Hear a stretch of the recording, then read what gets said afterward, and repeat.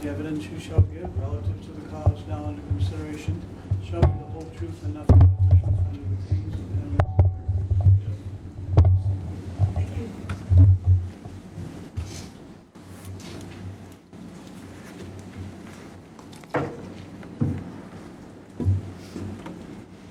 Morning. Good morning. What's your name? Joseph Ferlazzo? Joseph Ferlazzo. Yes? You're the defendant in this case, correct? Correct.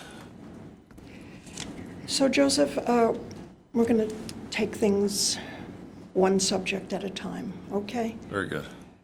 How are you feeling this morning? Very nervous, very anxious, very tired. Yeah. Okay. Reaches a point where you feel you need a break, let us know, please. Yes. So let's start with some easy information. Where were you born? I was born in Pennsylvania, in Reading, Pennsylvania. Is that where you grew up? Yes, that is where I grew up. I was there until I think maybe 11 or 12 years Can old. everybody hear him? Can you hear me? Yeah, move the mic closer, please. Can you hear me now? Better?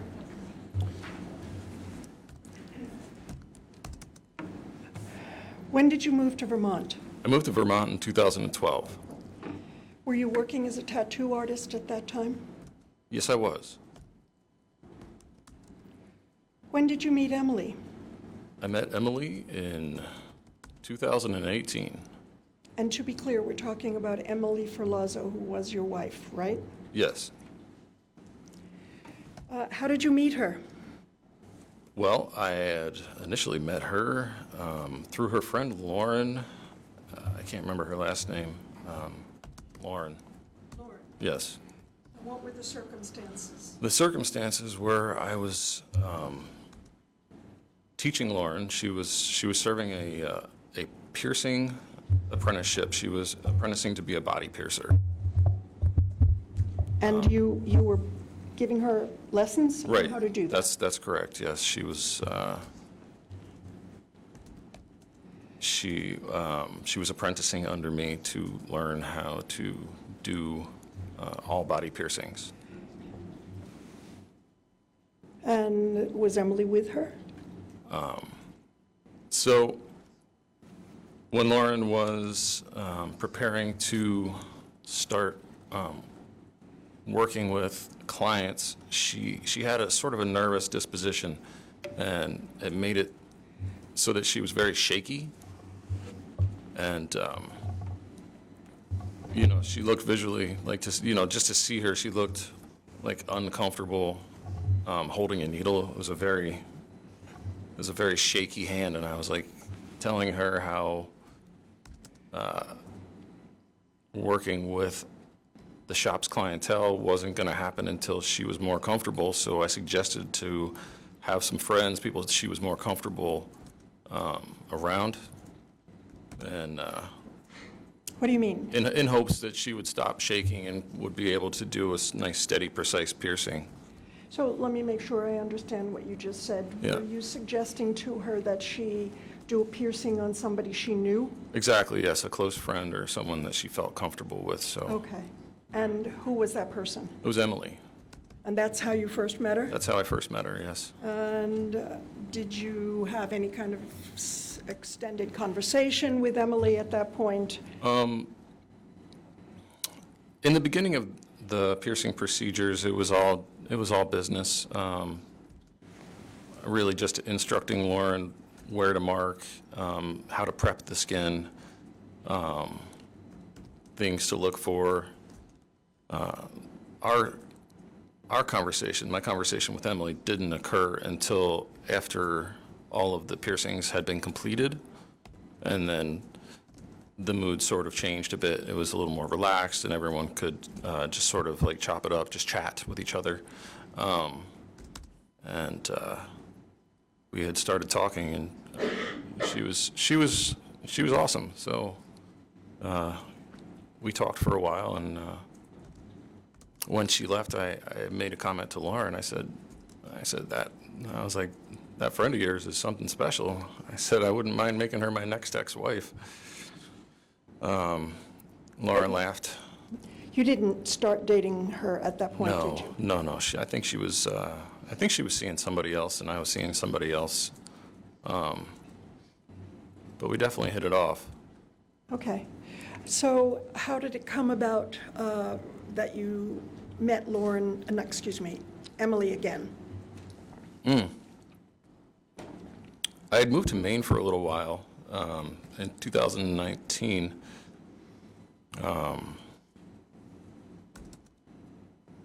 And when I moved back to Vermont in 2020, and I contacted Lauren. Why? Requesting, hang out and see what she was doing, see where she was at with things, how her piercing had progressed, and was curious. I had tattooed her before. I was curious if she wanted any more artwork, or if we would just like hang out, do a kickback, and spend time. Okay, you contacted Lauren, and Yes. did that result in you connecting with Emily? Well, Lauren was excited. She said, "Oh my God, I would love a new tattoo. I want one." As a matter of fact, I'm talking to my sister who wants one, and I'm talking to Emily who also wants one. So, like, we're all excited. So if you can tattoo us, like, yeah, please, like, come and tattoo us. So that's what happened. When was that? That was early summer, late spring. I'm not exactly sure of the month, 2020. April, May, June time period. Okay, so that's when you reconnected with Emily, Yes, correct? yes. And what happened with Emily after that in connection with you? Well, I had done that piece of art for her, and I want to say it was maybe a week and a half, or not even 2 weeks later, that I don't know if I messaged her. She messaged me. I'm not sure on that, but what I do know is that she wanted to have more tattooing done. She's like, "Oh my God, like, I really love this tattoo, like, and now I want more." Which leads me to think that she contacted me. But yeah, so that's what happened approximately. Like I said, a week and a half, 2 weeks later, she's back getting more tattoos. I'm asking her how she's been in the last 2 weeks, how her tattoo healed. Her demeanor was different. She told me she had just broken up with her boyfriend. She dyed her hair a different color.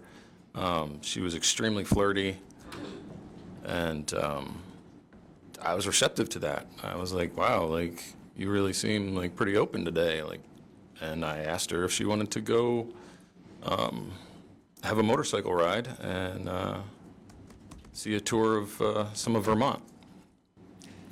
And did she? Yes, she did. Yes, we took a motorcycle ride that evening.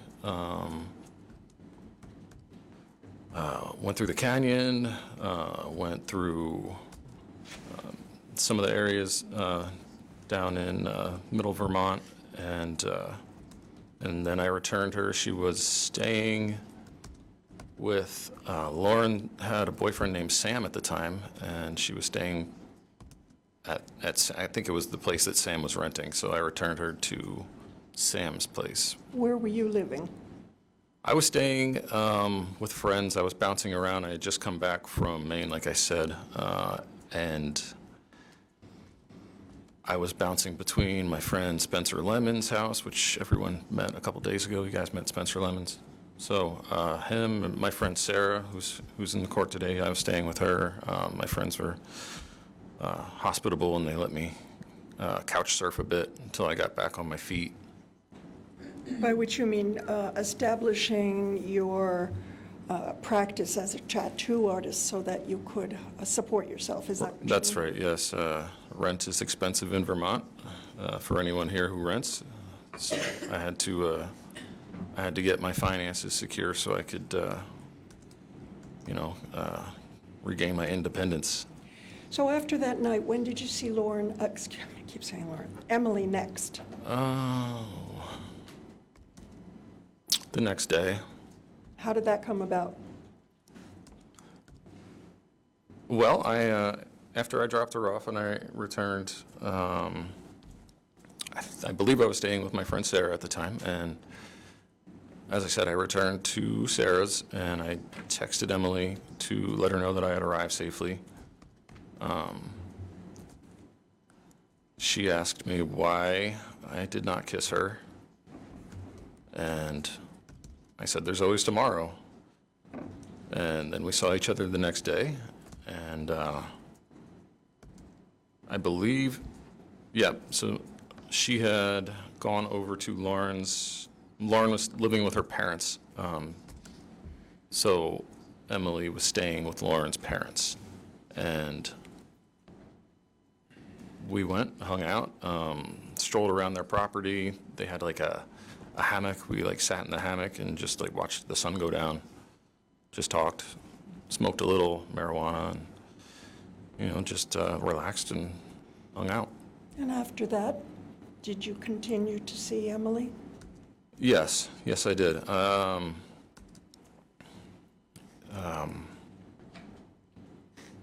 Almost every day, almost every single day for the rest of, the whole rest of the summer. Technically Emily was living in New Hampshire with her parents, but she would visit Vermont, like I said, almost every single day. So she would either stay with Lauren or Sam, or she would get a hotel room, or she would stay with me if I would be staying at my friend Spencer's house. So the rest of the summer we were together. You were together. Yeah, it was very magnetic. Like we were stuck to each other. Magnetic? Magnetic. And how would you describe your relationship besides magnetic? Euphoric. You were happy? I was happy. Why?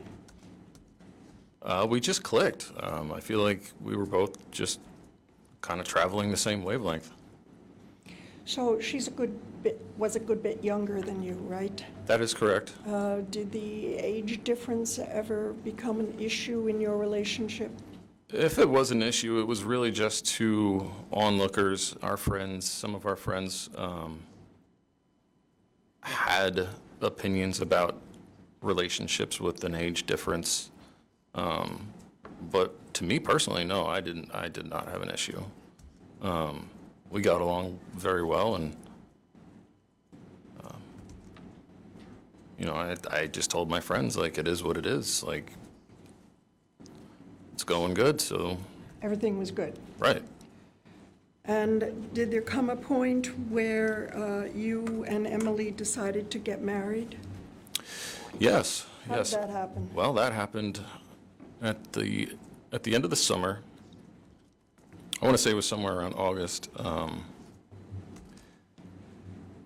There was finally enough money in the account to afford first, last, and security, and we found an apartment. Actually, she found the apartment.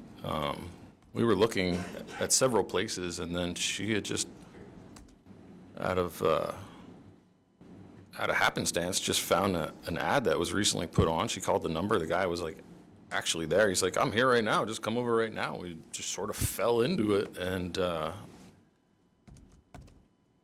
we liked the place. And I said, if you lived in Vermont, we could definitely see each other a lot more. You wouldn't have to travel back and forth to New Hampshire. And she jumped at it. So we moved in together in August. The place was in Essex. And then I want to say it was maybe a month into living there. It was like September.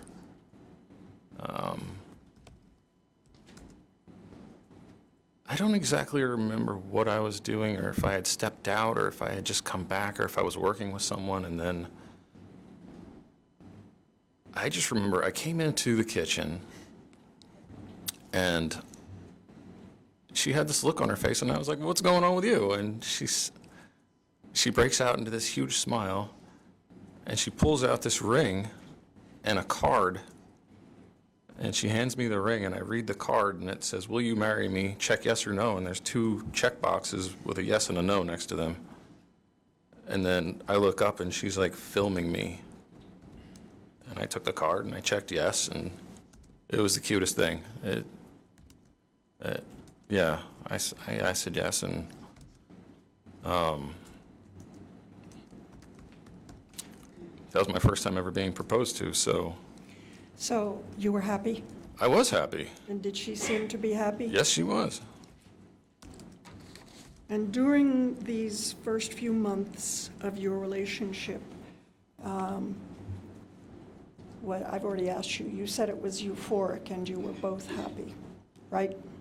Yes, that's right. What's the matter? You're looking a little... Yeah, I'm feeling very emotional right now.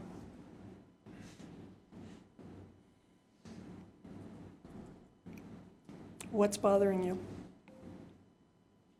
I miss her.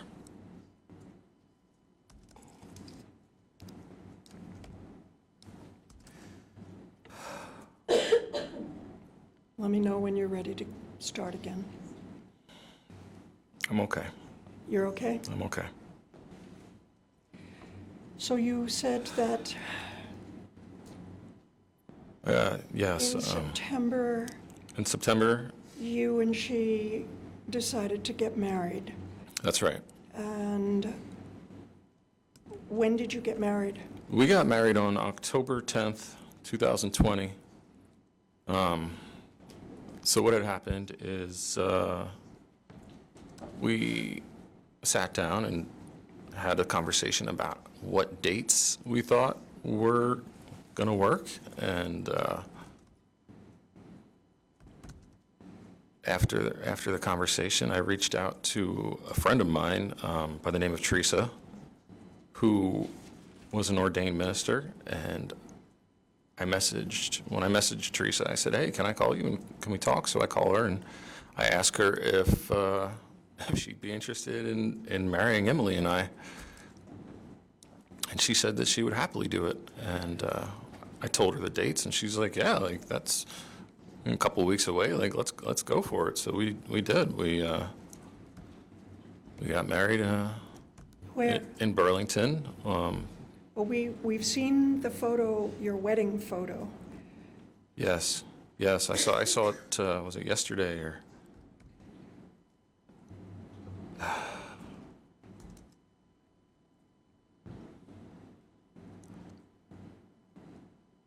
Since all this happened, I haven't been able to remember her.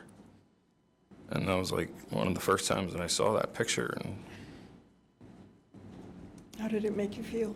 it hit hard. But yeah, Why did it hit you so hard? we were so happy, and you know, you had said something to me the other day about our lives have a trajectory, and standing on that dock. Your Honor, I'm going to object. This is a non-responsive answer. I'm going to allow it. Thank you. You can, standing on that... Yeah, standing on that dock and looking at where I am now, like, it just makes me very emotional. Well, what emotions does it arouse in you? Sadness and depression and just pain, heartache.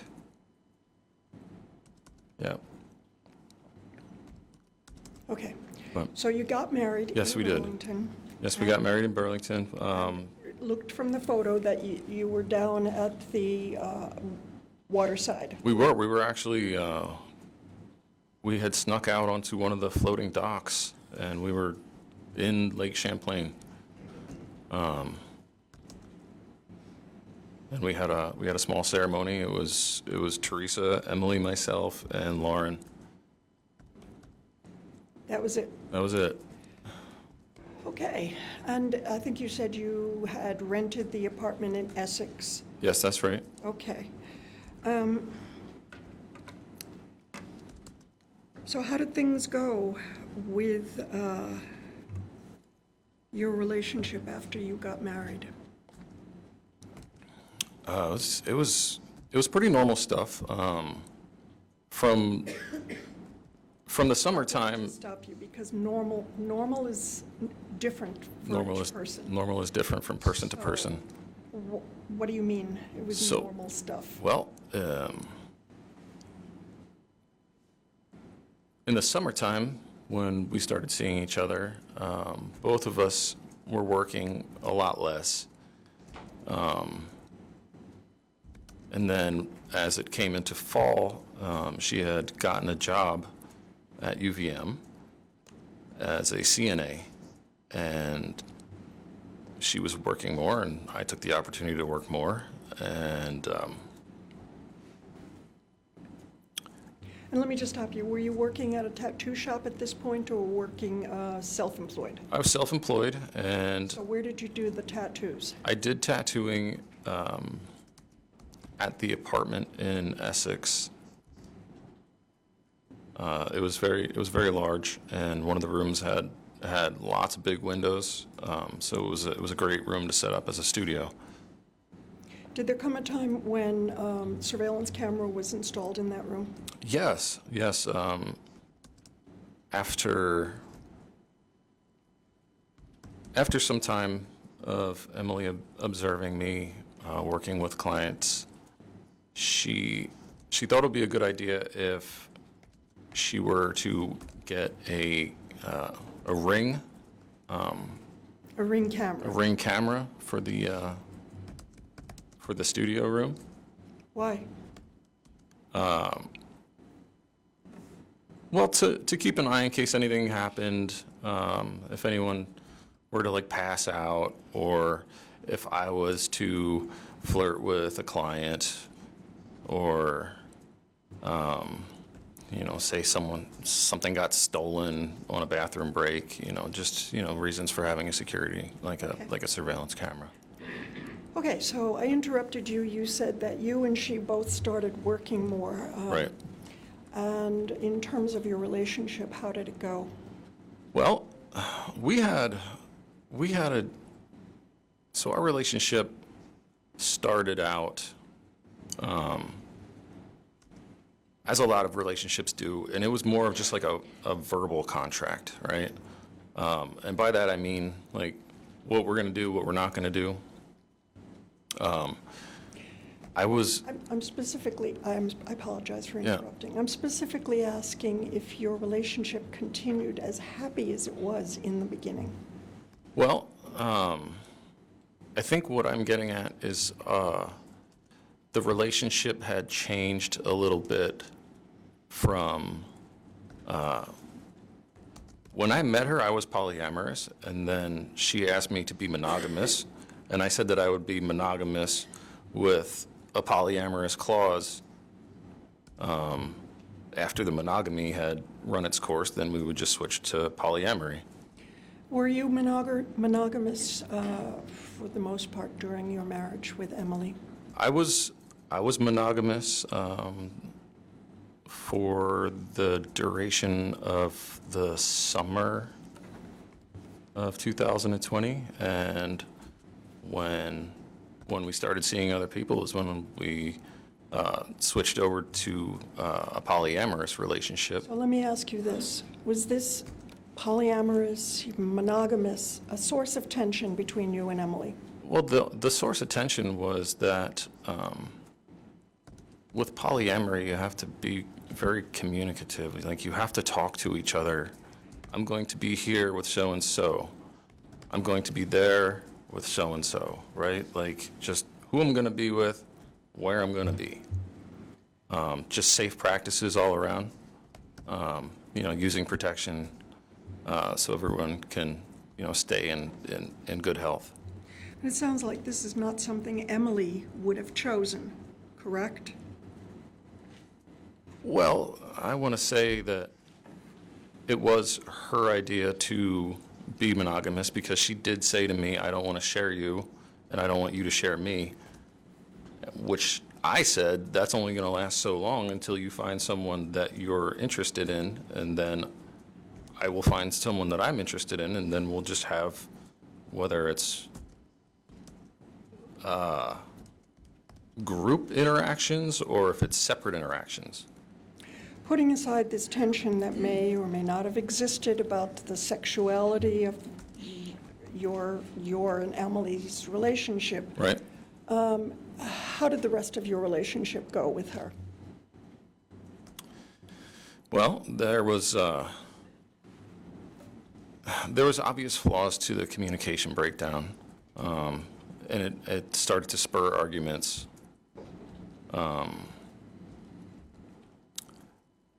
I left my device open for her to see who I was talking to. Your phone, My phone. yes? And it led to, it led to violence and Well, explain what you mean like by that. physical abuse started coming into our relationship, where she would go through my phone and then respond by beating on me. Do you remember the first time that may have happened? Yes, I do. Tell me about that, please.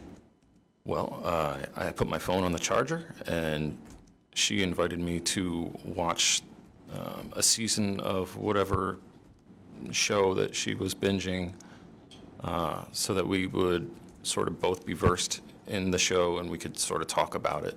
So I said, yeah, I'll watch this show, and we'll talk about it later. So she wandered off and took my phone, gave it an examination, and when she came back from the examination, I was still sitting in a chair in front of the television, and she walked up to me and she threw my phone, and it hit me in the side of my face. And I turned to look at her, and she just started in with like a flurry of like punches, just hitting me in my head. And Closed hand, yeah, closed fists. what side of your head? Both fists? She was on my right side. Yeah, both fists. Yeah. So first she threw your phone at you and it Yeah. hit you in the head. Yeah, right here. What did you do? I was shocked. It was the first time that I've ever seen that side of her. So, and then the punches started coming in, so I just naturally like defend myself. I blocked the punches, and I sort of find my way out of the chair, and she wasn't stopping, so I had to physically like catch her arms, and I had to hold her arms by her sides until she sort of ran out of steam, just restraining her. Was she saying anything to you while this was happening? Yeah, just really, she was really angry. So, you're a fucking asshole. I don't want to. Do I have to swear? Do I have to I quote? want you to say what she said. Yeah. Okay.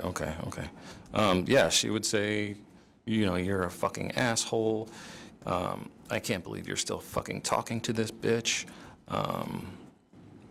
You told me you were gonna stop talking to her. And it was a friend of mine that I'd known for years, and I told her that I would stop being physical with this friend, and that our relationship wasn't going to dissolve because we were friends since 2014, just with respect to the monogamy that Emily had requested, I stopped being physical with her. So Emily was saying that she was angry. Was she angry? Yes, she was. Yes, she was very angry. Yes, she was assaulting me So she was verbally verbally. angry Yes. and physically Yes, ma'am. hitting you. Yes, physically. And did you ever hit her back? No, ma'am. So you took her by the arms. Yes. And did she calm down? Yes. After a bit of time, she had calmed down, and when she finally stopped yelling, I opened up communication to tell her that I wasn't I wasn't continuing a sexual relationship with Victoria like I had previously said, that it was strictly friendship, only platonic, and there was no reason for her to be upset. Like, her and I were very physical. We were always together. Like, Who are you talking about? Emily, yeah, You and like Emily were very Emily and I had there was no issues where I wanted to, at that moment, like at that time, like I didn't want to be with anybody else. Okay. And did you ever talk to her at this time, at this instance, about the fact that she had thrown your phone at you and hit you? Did you ever talk about that? Oh, yeah, actually, yes. I said that, I did. I said that, it's not okay. Like, I don't hit you, so please don't hit me. Like, I grew up in a household where hitting happened, and I don't want to continue that. And her and I had talked about bringing children into our relationship, so I thought that domestic abuse definitely needed to be, like, cut out of the equation. What did she say? Well, she had apologized after some time for her harsh reaction, and we had gotten together and sort of made up,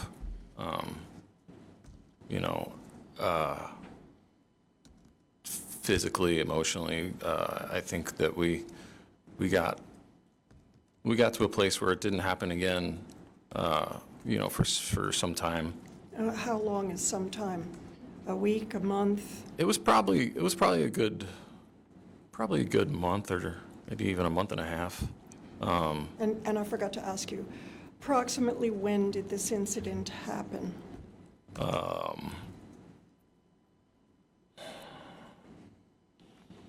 I want to say somewhere, it was fall of 2020. Well, after you got married, right? No? Could have been September, October. Okay.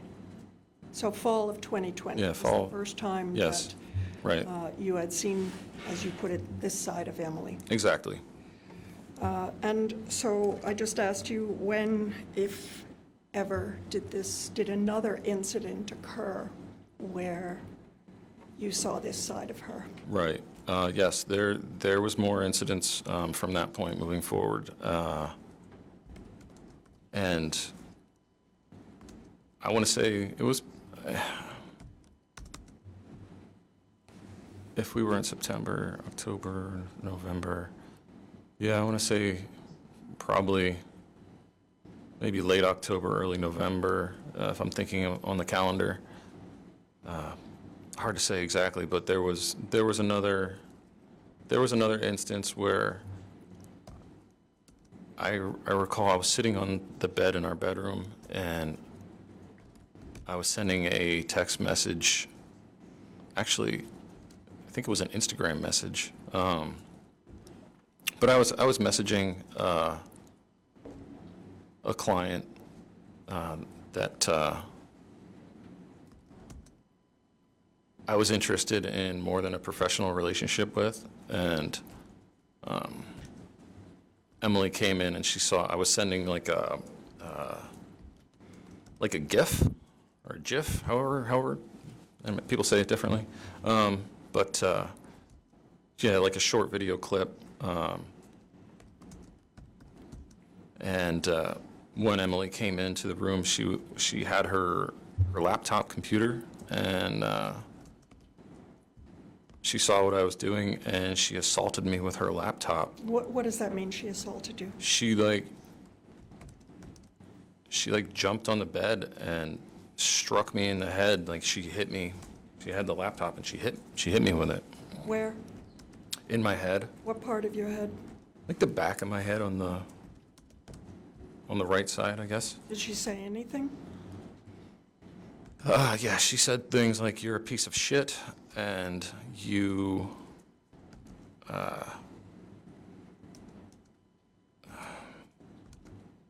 something about pathetic. Yeah,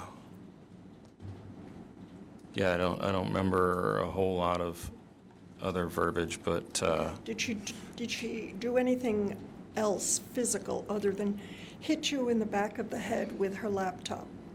She tried to. I like scurried off the side of the bed, and What did she try to do?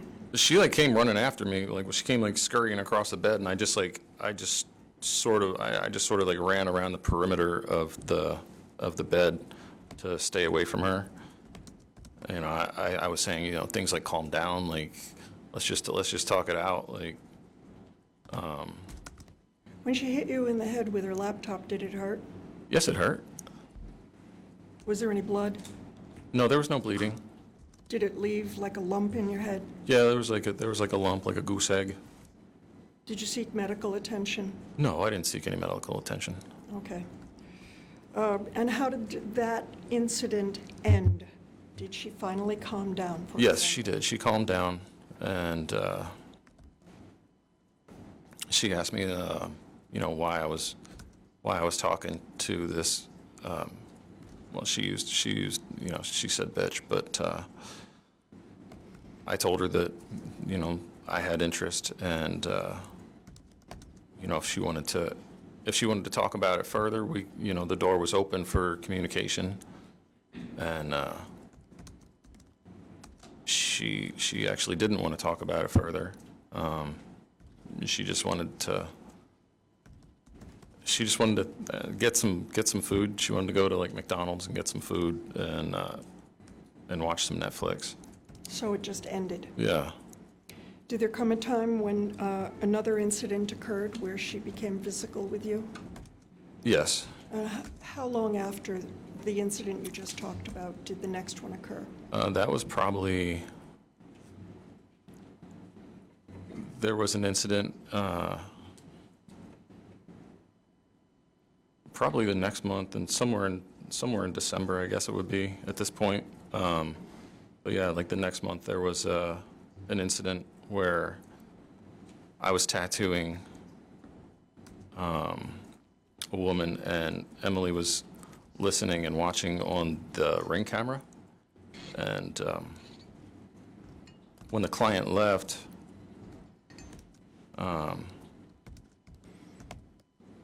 she came in, and so I tattoo people on like a fold-out. What does that mean? Essentially, it's a massage table, but it's like a large padded fold-out table that a person will lie on to get tattoos and whatnot. Emily had come into the room and like flipped the table onto its side, like threw it on the floor. I had a workstation set up with a bunch of tattoo pigment. Essentially, people will call it ink, but it's you know, different colored tattoo pigments. She like knocks everything onto the ground and comes over and starts slapping me. Open palm? Yeah, she had an open palm. And she slapped my face, and well, see what had happened is I had unplugged the Ring camera. I was done being watched and scrutinized for my conversation with my friends. So I unplugged the camera, and Emily did not like it, and she came in and assaulted me. Well, you've described her hitting you on your face Yes, with an open palm. that's right. Did Yep. she hit you in any other way? I think there was like some, you know, she like pounded on me with like a closed fist, like on my chest. Let me stop you for a second. Yeah. You are much bigger than Emily, aren't you? I'm 6 foot, probably about 200 pounds. And she was much smaller than you, wasn't She's 5'3", about 130 pounds. So I've asked you a couple of times if what she did to you hurt you. Explain to us how a woman who's that much smaller than you can actually inflict pain. Well, I think my nervous system is working pretty well because if someone hits me, I feel it and I have a pain response. She hit hard. She wasn't.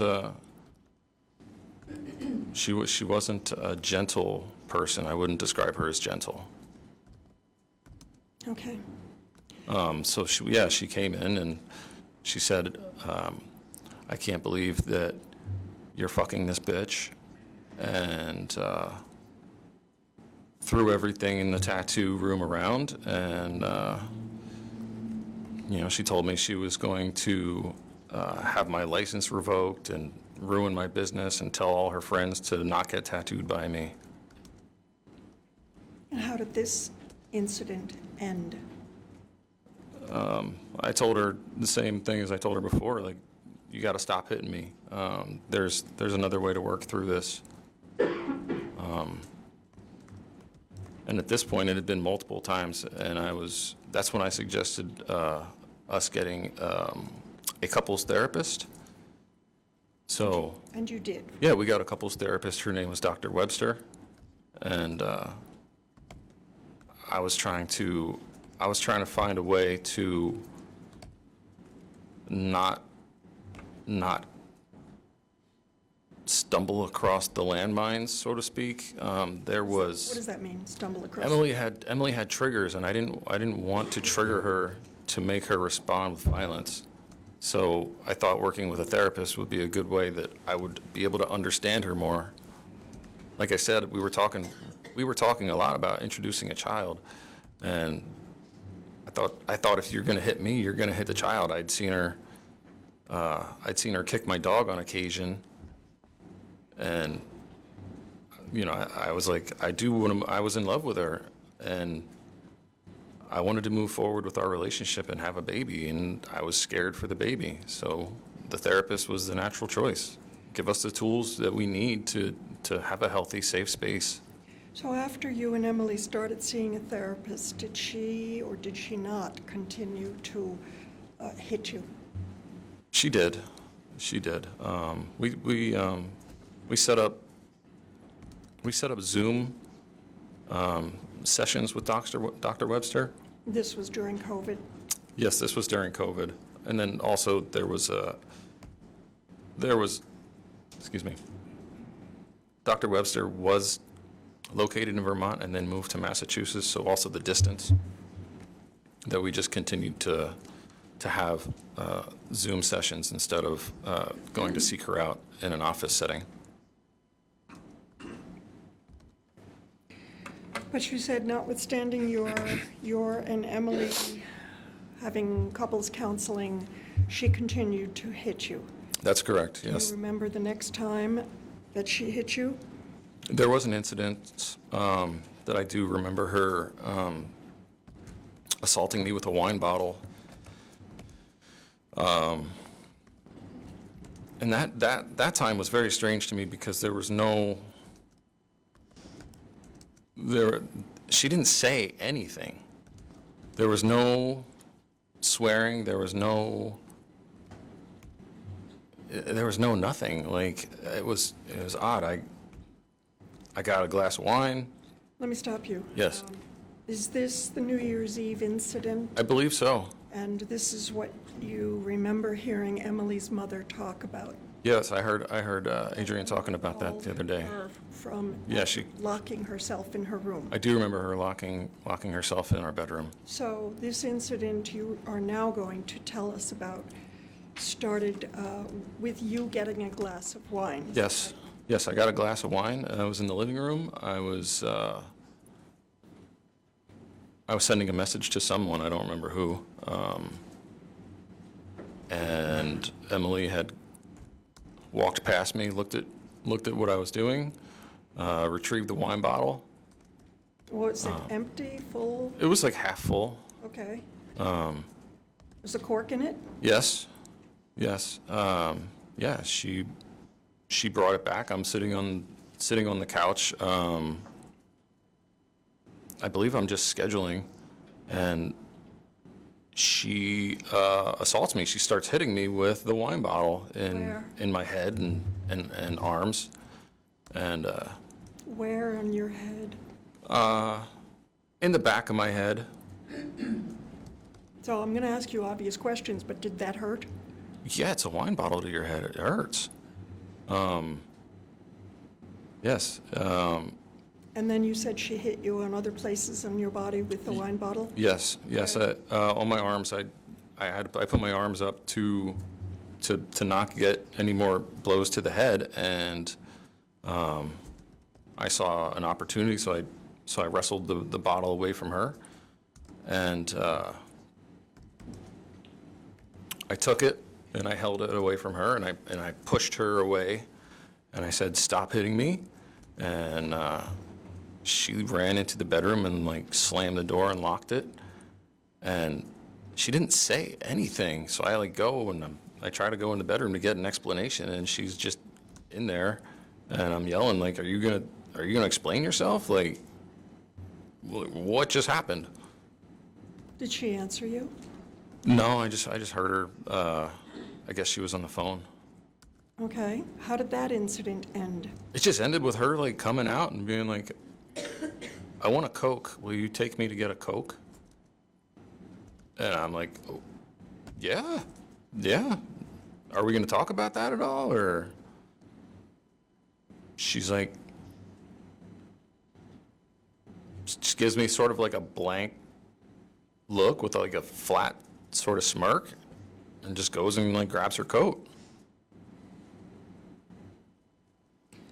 Were there ever any were there ever any instances where there was a mark left on your face or your body by something Emily may have done? Yeah, she's given me black eyes, scratches. What? Tell me about the black eye. I was trying to communicate with her about how I felt like she wasn't being. First of all, let me interrupt you. Yes. You have, approximately when did this happen? I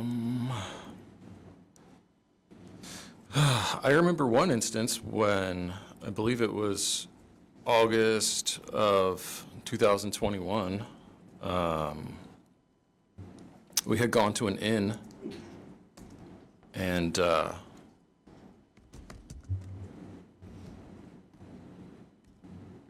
I had asked her about, I thought, I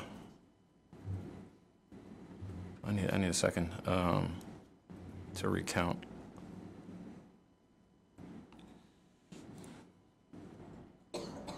Okay, that's what it was. Okay. So I thought that she wasn't being responsible with, so our arrangement, our polyamorous arrangement sort of requires that we stay safe. I understand that, sometimes in the heat of the moment, it's nice to have that spontaneity, but if you're hooking up with other people and you're getting STIs, and that means that I can't have sexual relations until you have antibiotics and they run their course, which is like a week or two. So I thought that she was being irresponsible with her arrangements. So when I had told her about it, she like walked up to me and started punching me in my face. And Closed fist? a closed fist, yeah, yep. I think it was my right eye. Yeah, she blackened my right eye. She beat me about the head and neck. I remember, like, I wear earrings, and I remember my earrings just getting popped out. I was wearing a shirt and a necklace. Ripped my shirt right down the middle. Broke my necklace. My pendant went flying. Started kicking at me. It was just a barrage. Like the punches and kicks just kept coming and just didn't stop. And What did you she starts screaming at me like, you don't trust me. Like, I told you that it wasn't like that. Like, why don't you believe me? What did you do after she started hitting you and gave you a black eye? I had to grab her by the arms.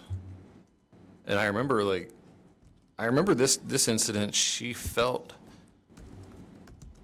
I don't know exactly how to describe it. It felt like she started doing steroids, like, or something. Like, she had so much strength that I had to hold her so tightly that I almost thought that I couldn't even hold her. Like, she was, like, sweating and flailing and cursing, and it was an event. It was a crazy event. But I had to, like, hold her down, and I had to, like, lay on top of her and, like, hold her down bodily and wait. It was minutes for her to run out of steam. Did you hit her back? No, I just held her down and waited for her to cool off. And when she cooled off, what, if any, conversation did you and she have? Well, I told her that in the somewhere in the fray, like, one of the lamps got broken.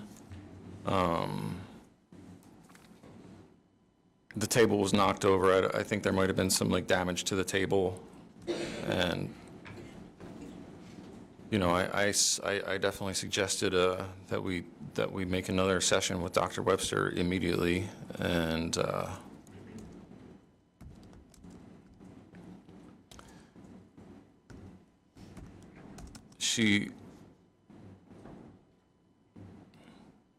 yeah, I want to say she just gave me a bit of silent treatment, and then when she finally did start talking to me, it was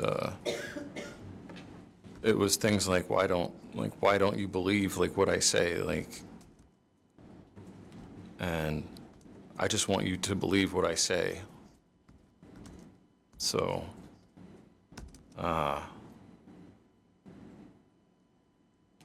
I told her that I was concerned for my own physical health, because she would tell me, you know, graphic details about how she felt after intercourse with said individual, and I told her, I said, I don't want to get whatever he has. Like, if I can help it, like, I don't want to do a course of antibiotics. I'm okay with just taking some time away and just take a break.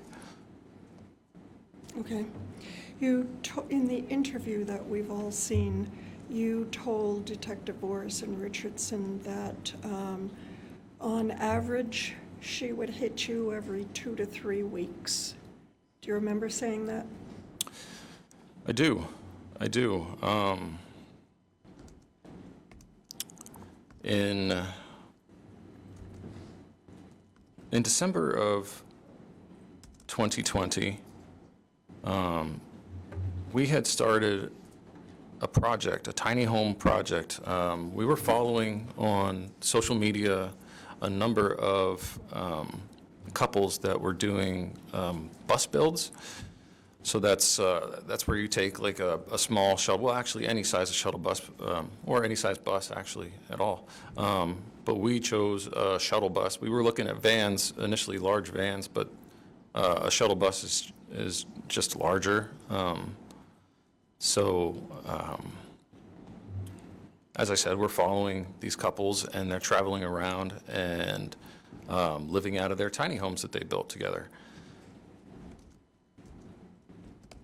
And, like, it just clicked. It was amazing. Like, we were both, like, saw it and we're like, oh my God, we have to do this. Like, said it, like, at the exact same time. And yeah, it was cool. So we started with a shuttle bus. We went and found one. I purchased it and brought it back to our apartment, and we started drawing up a floor plan and started building a tiny home bus life project. We also started a social media page. We called the bus Roaming Rosie. So that was the that was the name of the page, and like I think I don't know if I had said this, but we had started following and talking with some of the other bus life people, and just trying to get as much information on it before we really set off into the exacts of how we wanted our bus to be laid out. And so when we start the build, I want to say that the bus is approximately 8 feet wide and 16 feet long for the living space. And that's a very close, a very close situation when having to work 2 people into a small space.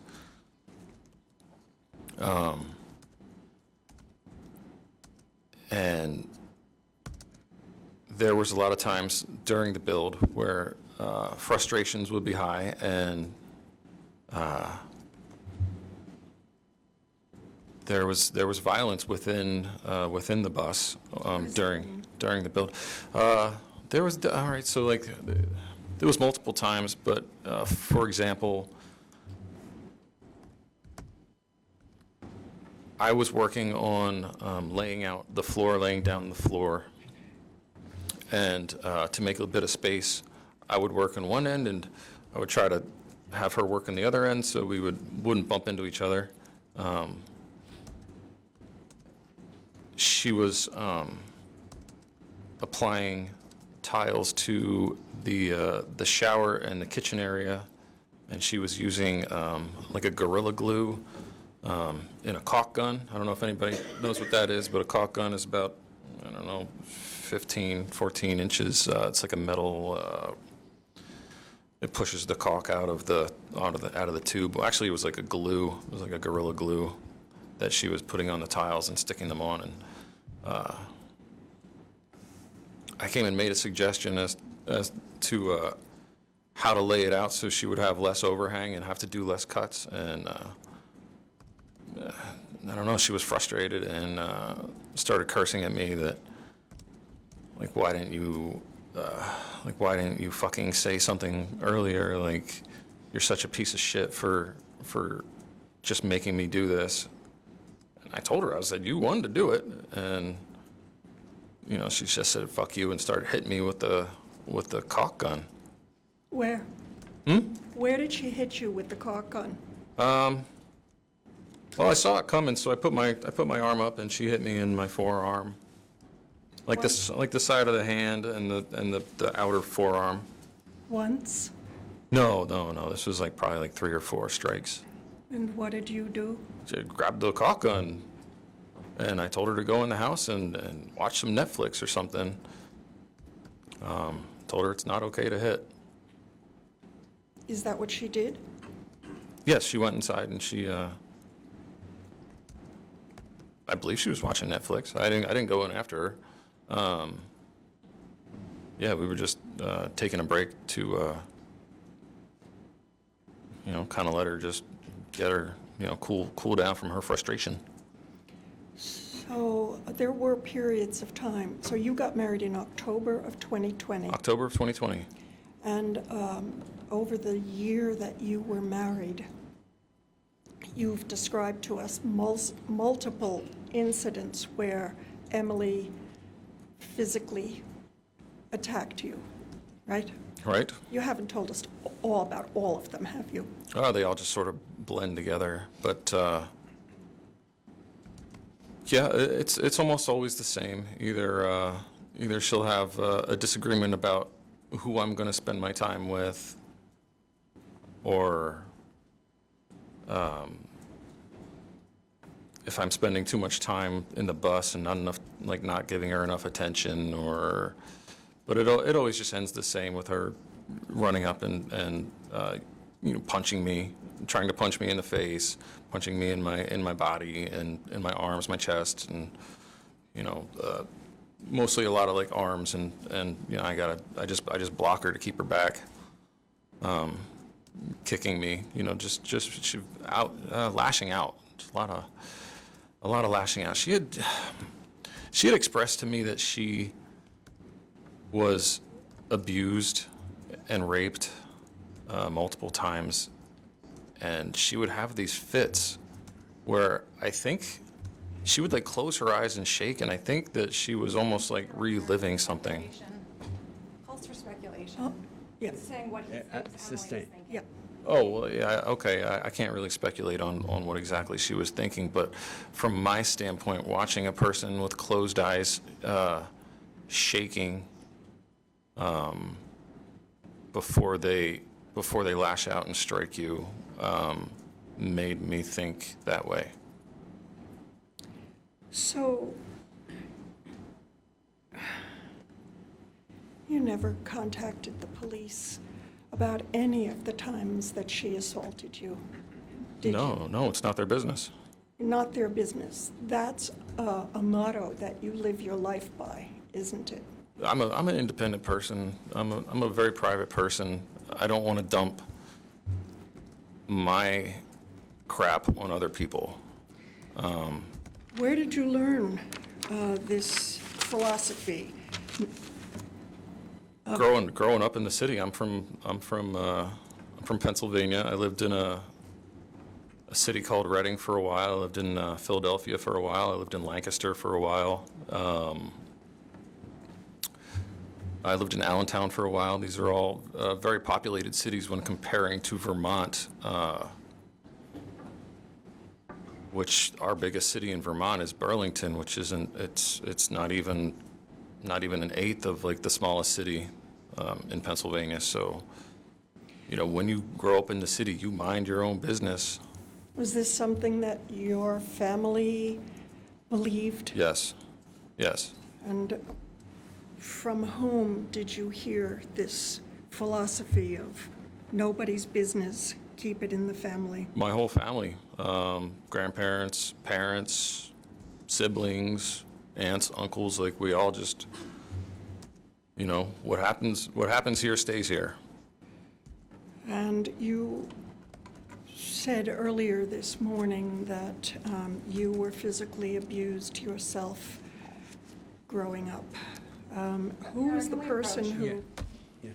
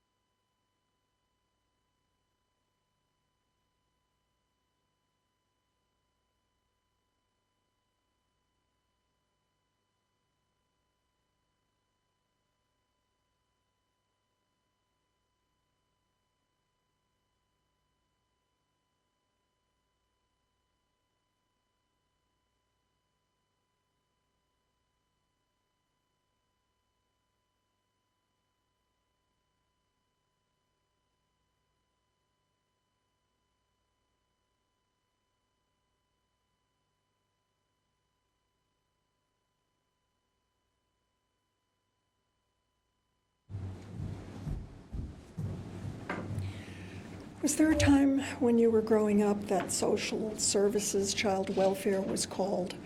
Yes, there was. Tell me about how that came about. When I was,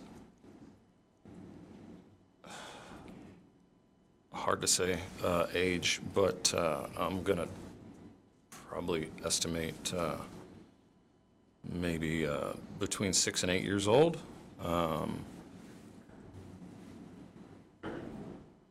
I was at school. It was a public school in Pennsylvania, and I had some bruising that one of the teachers had seen, and I got called into the office where I was questioned about my bruises, and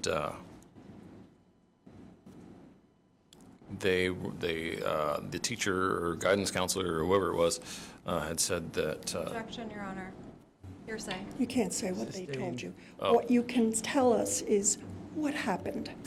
there was bruises on me, and they said that they were going Objection, to. Your Honor. Hearsay. You can't say what other people said. Oh, You can only tell us what happened as a okay. result of this. Okay, so my family was notified Okay. that Child Protective Services. Second, please.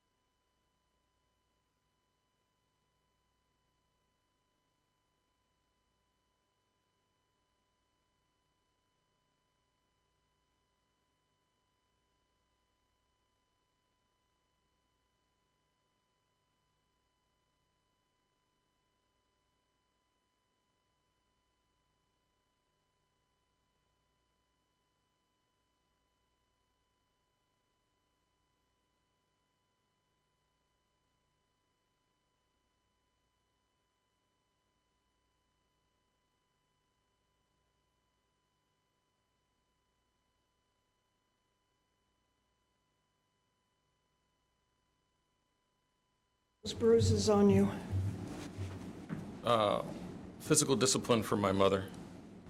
I believe that they were hanger marks. hanger? Yeah, from being hit with a hanger, a close hanger. Okay. On what parts of your body? My back and my arms.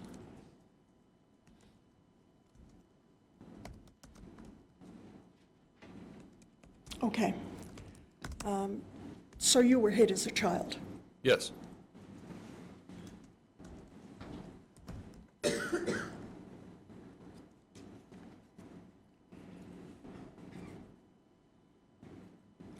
Were you ever taken out of the home as a result of Objection, Your this? Honor. Sustained. I'll withdraw the question. It's sustained. No. You don't have to answer. Okay. Okay. I don't know what that means. Your So Honor, can we approach? Yeah.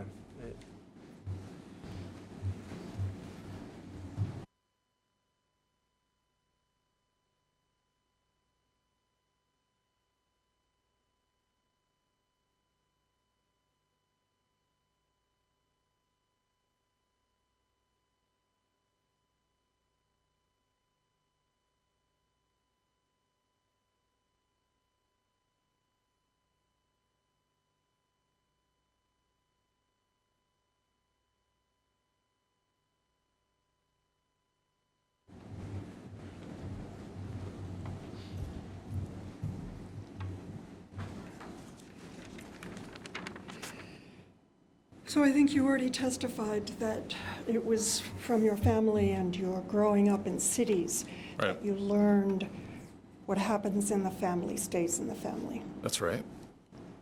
And that's why you never called the police or any other authorities Right. about what was happening to you from Emily's hitting you. That's right.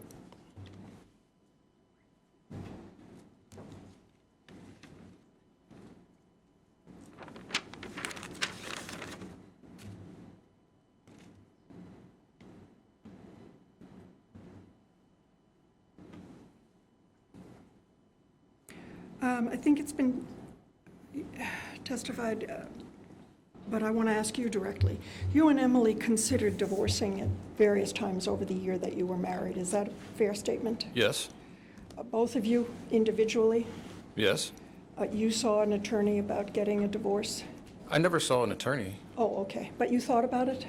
Yeah, so, well, I had gone and gotten papers from the courthouse multiple times. You did? Yes. And do you know if Emily ever considered divorce? Sometimes I would be pushing for it, sometimes she would be pushing for it. We always would reconcile. Okay. Why did you consider divorce? Well, I wanted her to be more responsible with her financial obligations. I wanted her to pay for her own vehicle, her own insurance, her own cell phone plan, her own credit cards. I said I was fine paying for the food, but she had to step up and pay her bills that she came into the relationship with. So you didn't mention that her hitting you was a reason why you might want to get a divorce, did you? No, she never hurt me. Well, you told us that she hurt you. Well, she never caused severe physical injury that I wasn't going to recover from. It was just kind of normal stuff. Like I got hit when she got frustrated, and I was trying to figure out ways that we could work on her triggers. So we worked with the therapist. We did things like have pillow fights instead. Like I would just give her a pillow to hit me with, or hit Remy with, because, she could swing away and she wasn't going to hurt us with a pillow. So you just testified that it was normal for to lash out physically when a person gets frustrated. Or it might not be normal for everyone, but most of my relationships, the women in my life, have been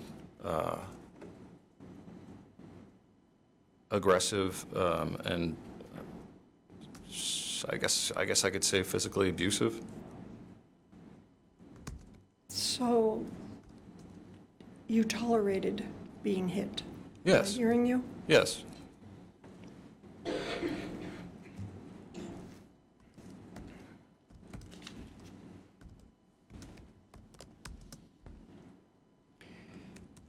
Okay. Judge, may we approach briefly? Just about.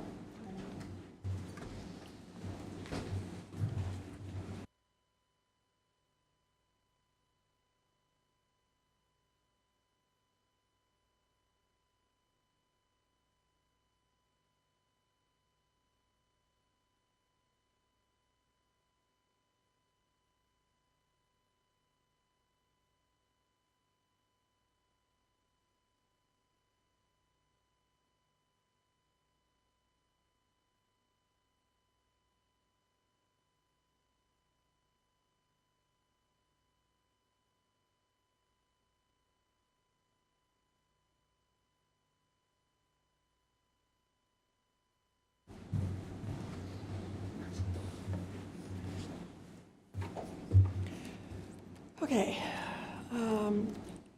so I want to talk to you now about the weekend of October 16th. You ready? Yeah. Yeah. Yes. Okay. Where had you and Emily been living prior to that weekend?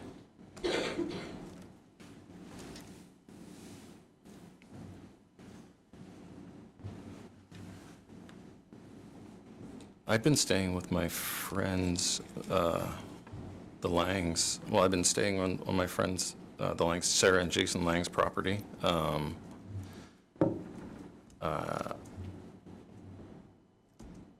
Living in our tiny home bus that we were building. That was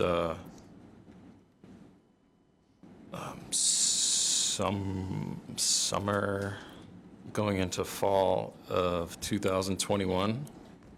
So let me, And then Go ahead, Oh, I'm sorry. I'm sorry. I didn't mean to interrupt I you. didn't mean to, okay.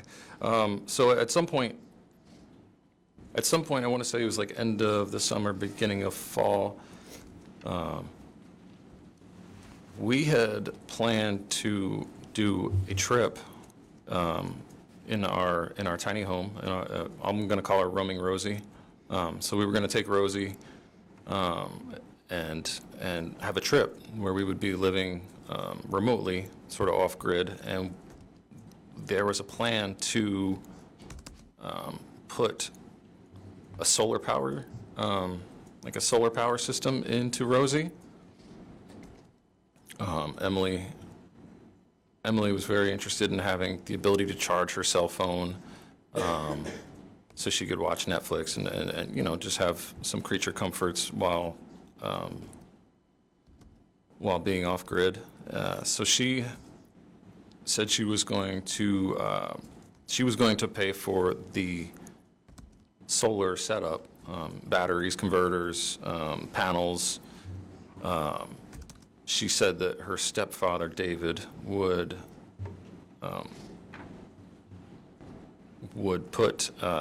assist in installing the solar system. Physically help? put Yes, it in. he would, yeah, she said that he would, she said David will help put the solar system in the bus.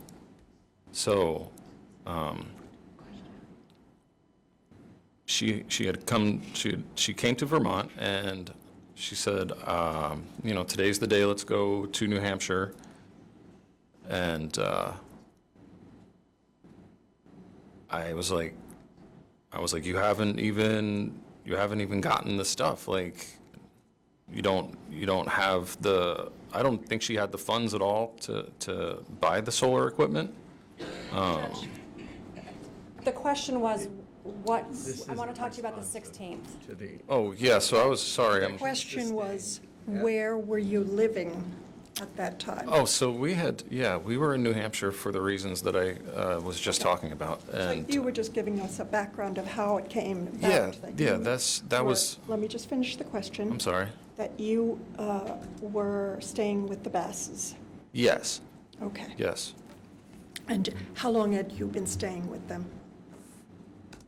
I think that I came to New Hampshire in September of 2021. I remember Adrian saying something about it the other day, and I can't really remember fully, but that sounds sort of accurate. So yes, staying in New Hampshire with the Basses. When we left for our trip to Vermont. Okay.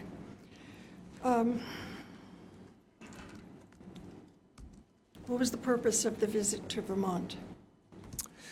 A family reunion was the purpose of our visit. My sister, she had come to Vermont for a weekend getaway with her boyfriend, Ariel, and this was going to be an opportunity for Emily to meet some of my family. So just to remind everyone, because we heard Nikki's testimony, she's about 8 years younger than you. That is correct. And so I think you told us you left the house when you were about 16. Is that about right? That is correct. So she would have been 8 years old. That is correct. And had you been close to Emily in the years after you left your home? Nikki? Judge, I'm sorry, I You mean don't Nikki? understand the question. Was I close to Nikki? I'm sorry. objection, well, it's not sustained, but I don't think you meant to say what you said. Why don't you rephrase the Oh, okay. question? I think you said Emily. Had you been close to Nikki in the years after you left? I try to keep in contact with my sister. I've always been a huge fan of her. I do feel like I feel like an older brother to her. So also she's just amazing, and I did try to keep in contact with her. When was the last time you saw her prior to this intended visit? Physically saw her Yes. in person, that would be 2018, So 3 years. somewhere around 2018, I believe. Yes, 3 years. Were you looking forward to, Absolutely. Yeah, like I said, I'm her biggest fan, so I was very much looking forward to seeing her. Emily as well was looking forward to seeing her. She was looking forward to meeting my family, and so you were both looking forward to the trip? exactly, yes, we were both very excited to go on the trip. We'd been working on Rosie for a while, and very excited to try it out. So, what was Emily's mood the day that you were leaving? The day that we left to come on our trip, Yes. I'm just thinking, sorry. There's, in the morning, we woke up, she was happy, very happy, very excited, maybe a little anxious. Anxious about what? Objection, Your Honor. Mr. Ferlazzo does not know what Emily was anxious about. That's true. What are you basing what did you observe? I observed her being anxious to meet my family. Okay. That's fine. And we've heard testimony that you didn't actually leave New Hampshire until late in the afternoon, maybe early evening. Is that right? Do you remember? Yes, there was like a PowerPoint that said we left New Hampshire sometime like 3 in the afternoon-ish. What were you doing during that day?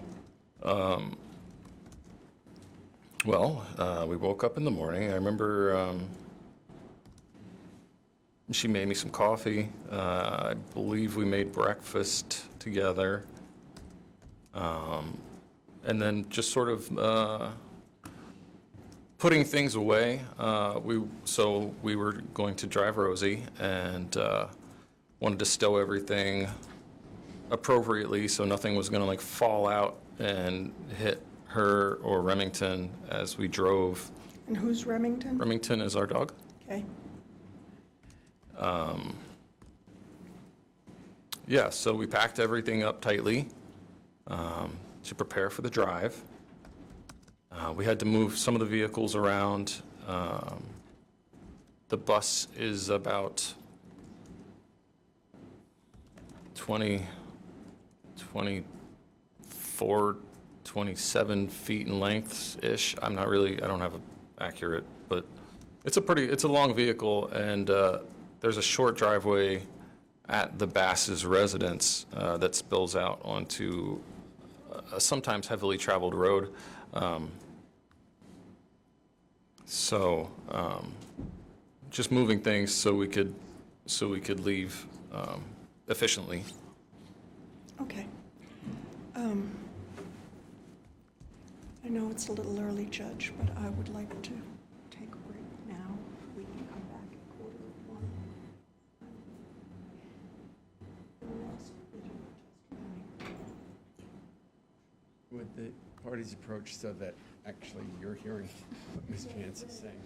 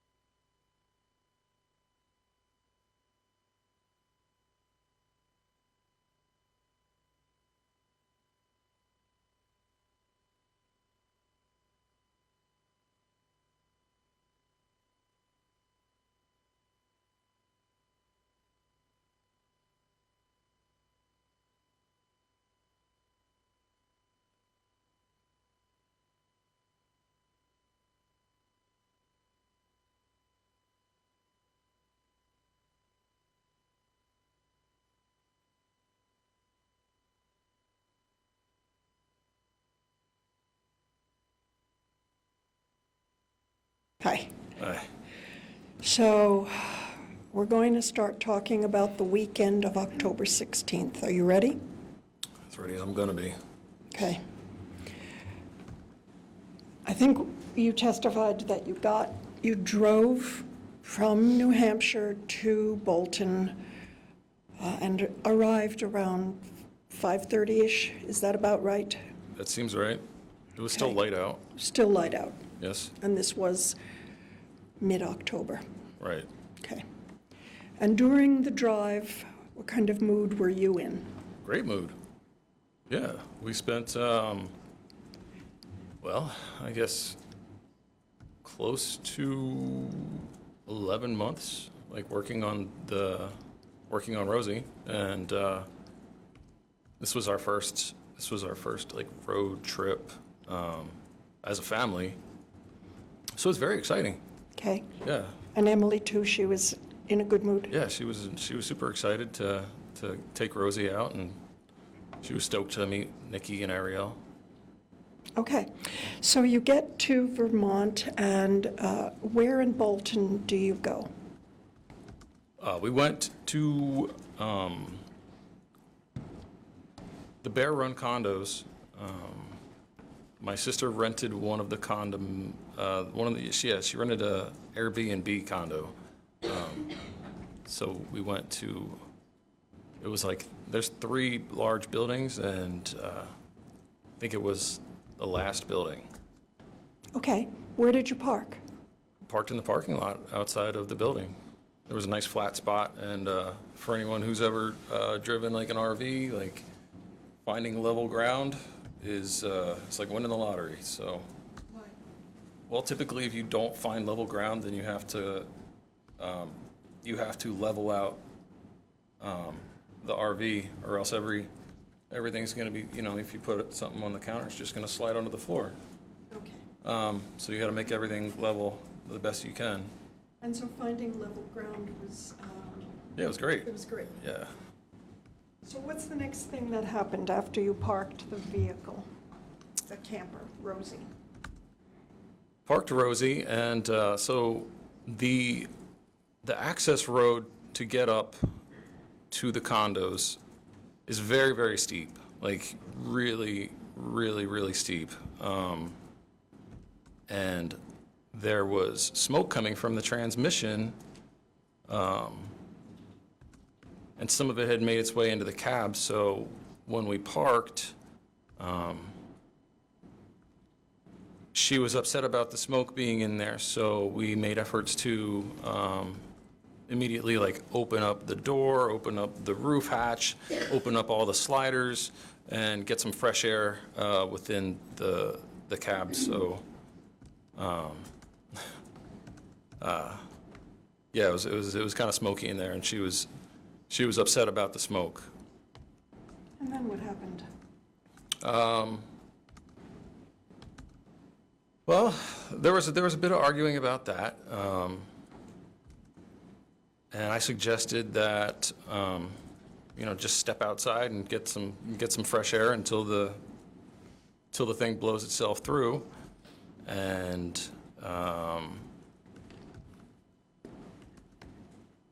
there was still light, and I suggested that we take advantage of the last light of the day, and so.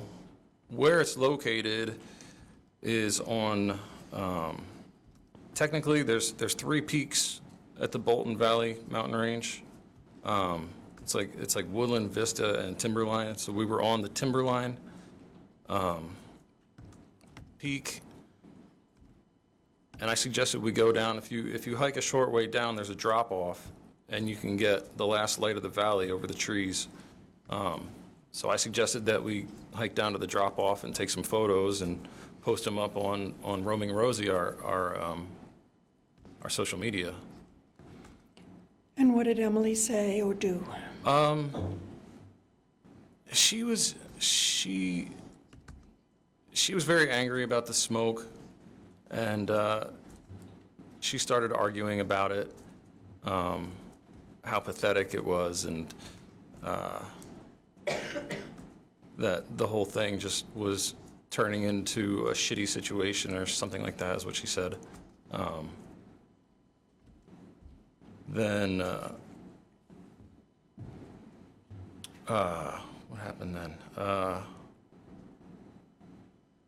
Yes, she said she did not want to go hike down. Did this conversation happen inside or outside the camper? This one, it started outside and then worked its way inside. And I was like, you seem like really, really hostile, is what I said to her. And I'm like, what's going on? Like, the drive there was fantastic. Like, we're singing along to the radio together. We're talking about how we're gonna like start our trip and go meet the rest of my family. And she's all smiles, and then next thing I know, she's like throwing stuff around. And Like what? there was like a basket that had some bottles of alcohol and some candles, and there was like a bunch of throw pillows and Remington. Remington was like sitting with her, and she like threw her off. So I was like, yo, like, maybe just like pour yourself a drink and relax. You know, we brought stuff to make drinks. We brought marijuana. I was like, yeah, just have a smoke, have a drink, and we finally made it on vacation. Like, just try to take that in. Then what happened? Well,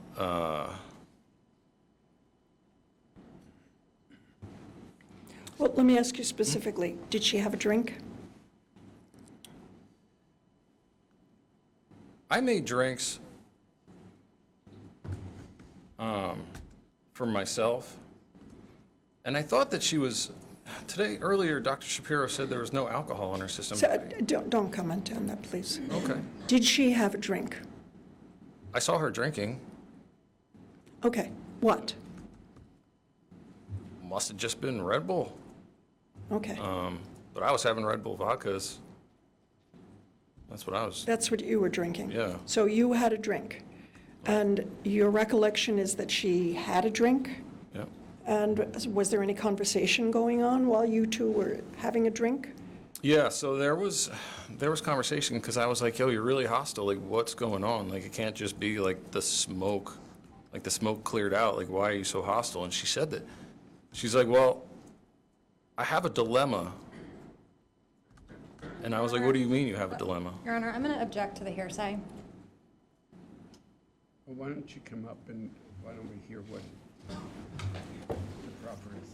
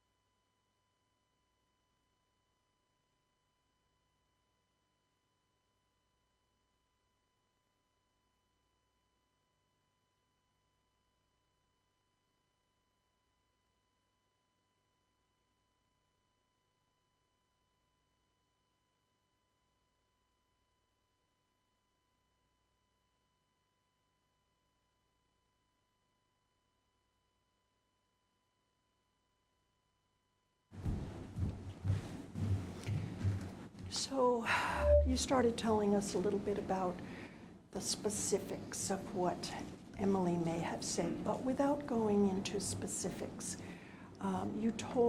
we saw in the interview that she was saying hurtful things to you. Is that a fair statement? I saw that in the interview, yes. And is that your recollection of what you were hearing? From watching the video, No, I don't want to know what you saw in the video. I want to know what you remember. from what I remember of our conversation, Yes. well, I started telling you about our conversation, but then there was an issue with it, so I don't know what to do. Just answer questions and we'll take up whatever issues there are. Okay. All right, yeah. So we had gotten to the point where there was a discussion of a dilemma, and when I inquired about it, she showed me on her device that she had typed a very lengthy in the Notes app. There was like a multiple page. I don't know what you call it, but it was labeled dilemma. So I was like, okay, well, it seems like you have something to talk about. But then she deleted the note. You saw that? Yeah, she deleted it, and she said, I'm not going to talk about it. So How were you feeling about this conversation? How did it make you feel? it made me feel like it was pages and pages, so it made me feel like she had something that needed to be expressed. And when she deleted it, I was like sort of shocked that something that took that much effort wasn't going to be brought to my attention. What happened next? At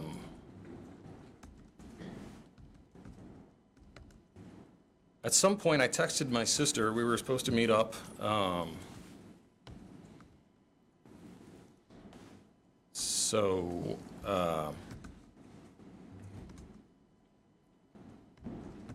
There was a bit more argument about how pathetic the bus was and how shitty the trip was, and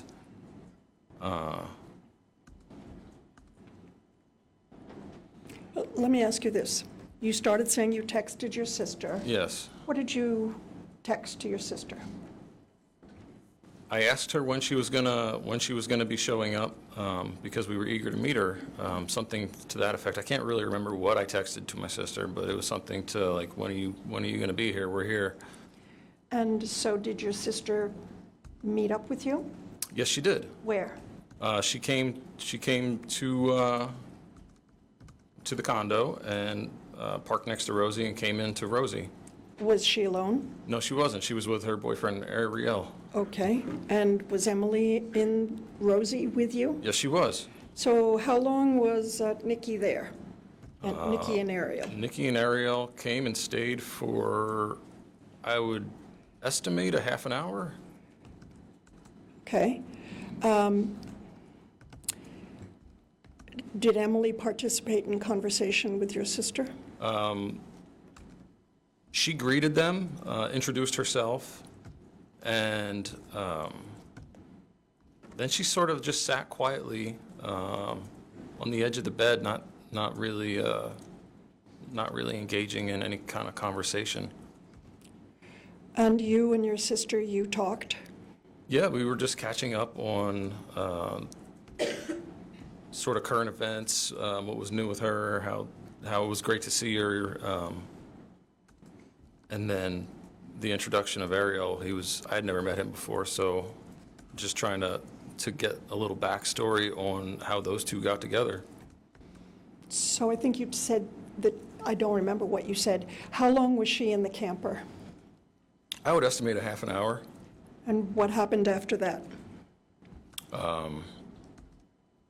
She invited us to come to their Airbnb, and then she left Rosie and went into her unit. And what did you do after that? After Nikki left? After Nikki left, Yep. I made another drink, had some more to smoke, questioned Emily on if she wanted to join. There was Nicole had said that they were going to watch Netflix, so that was like that was one of the options. I think she also said like there were some board games or something like that in the unit, so we could play cards or board games or watch Netflix and just hang out. So Okay. I asked Emily if she was interested in just going and having a kickback with Nikki and Ariel, and she said no. So she didn't go with you? No, she said she did not want to go in. So you went into Nikki's Airbnb? No, I did not. No, I did not. I told her that I wanted to go in because we came to spend time, and it started an argument, and there was a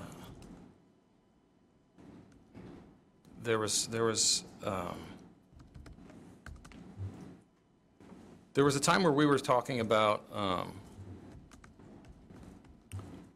she had made a new acquaintance in Vermont, and Are you talking about a conversation you had that evening in the camper? yes, this is a conversation with Emily. And this is after Nikki left? Yes, Nikki left, and I invited Emily.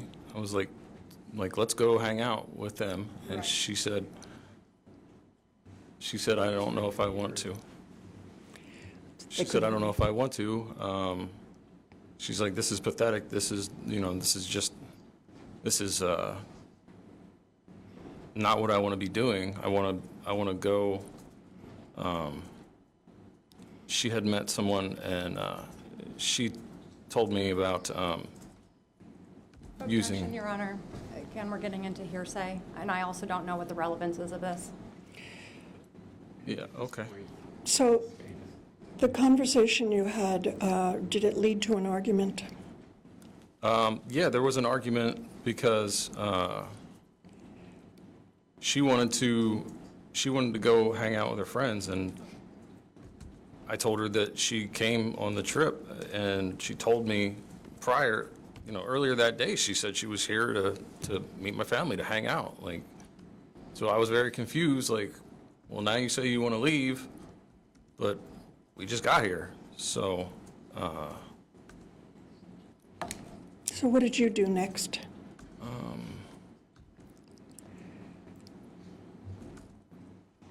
well, I told her I was going to go, and then there was, she started saying some very hurtful things and some very threatening things if I was to go and leave her to her solitary. So yeah, that was the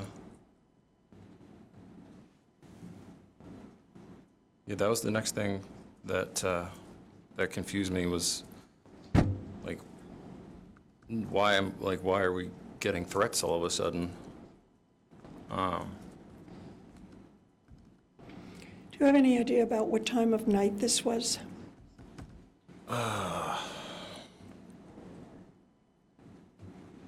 This could have been somewhere, I'm going to estimate around 9 p.m. So what did you do after that? Well, I told her if you want to go, then go. I don't want you to be unhappy. If you don't want to be here, then don't be here. But up until now, you said you wanted to. So,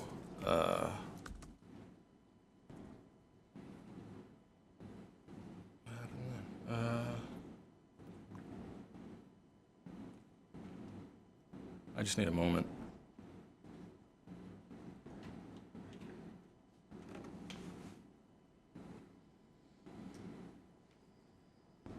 Well, what happened is I ended up staying in the bus with her. What was she doing?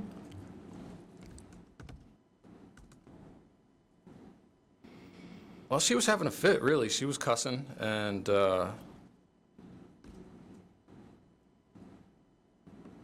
saying how shitty it was and how shitty I was for not giving her money to go have an Uber and like leave the vacation.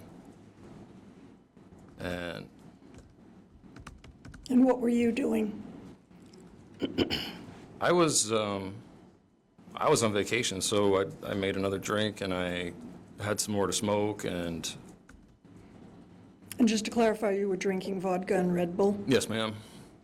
Okay. I remember dancing. I think I put some music on and I was just dancing with Remington.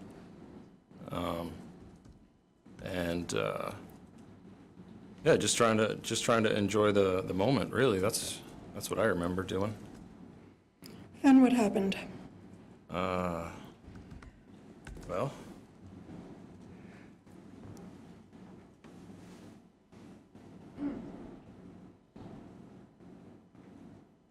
I just need a second.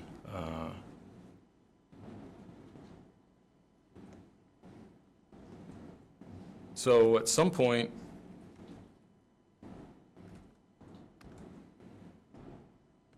I remember she had grabbed her device, her phone, and I think she was just like scrolling. Scrolling? Yeah, I think she was just like scrolling around. I'm not sure what exactly sites or what apps she was using. So, but yeah, I was just doing what I came there to do. I was just enjoying the scenery, like watch the sun go down. Spent some time with Remington. I kept asking her, like, if you want to talk at all, like, please talk to me. Like, there was pages and pages that you wrote, so it sounds like we should talk. But she didn't.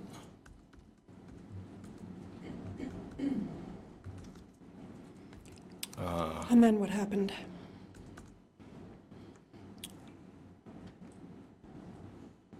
Well,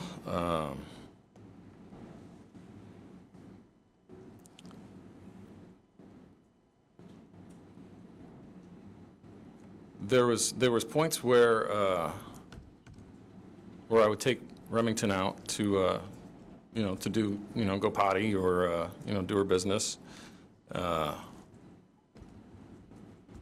and Let me interrupt you. yeah. Was it dark by this time? Yeah, it started to get dark. That's what I was remembering, that it was starting to get dark, and I was getting concerned about taking Remy out. So I did like a rearrangement of the firearms, because I started carrying the Glock outside. It has tritium sights on it, so you can see in the dark. And that was, I had seen some, what I believe to be coyote. I like shone a flashlight and I saw a couple sets of eyes in the dark, so Remington's a pretty small dog. And I just wanted to be able to protect her. So the Glock is a gun that you typically carry?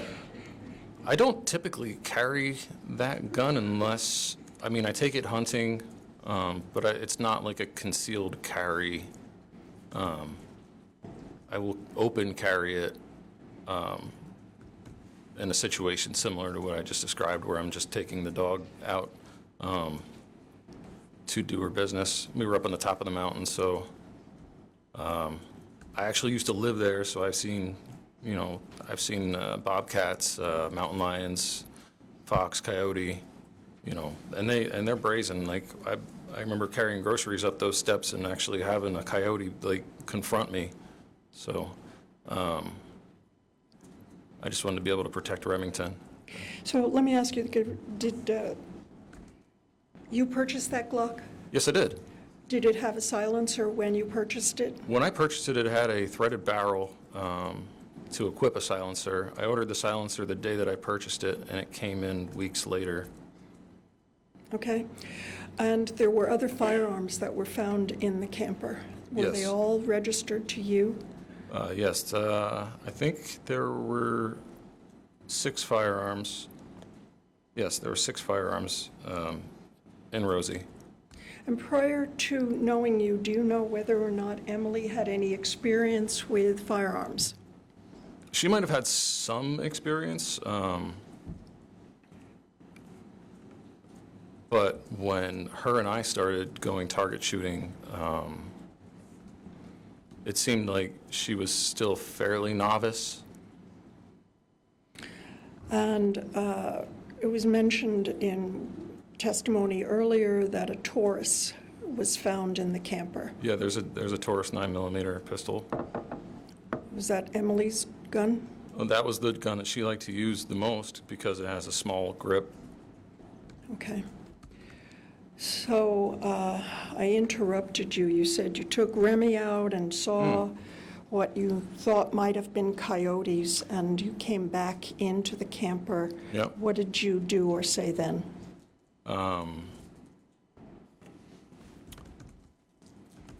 Well, I came back in and I put the Glock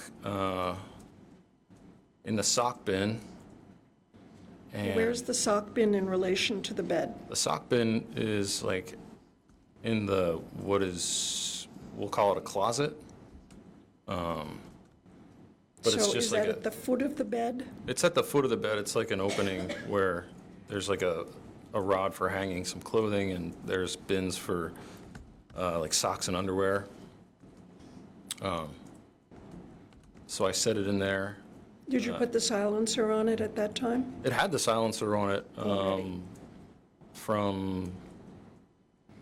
Already. I guess the last time that I cleaned it, which was months prior. I don't remember the last time the silencer was off of it.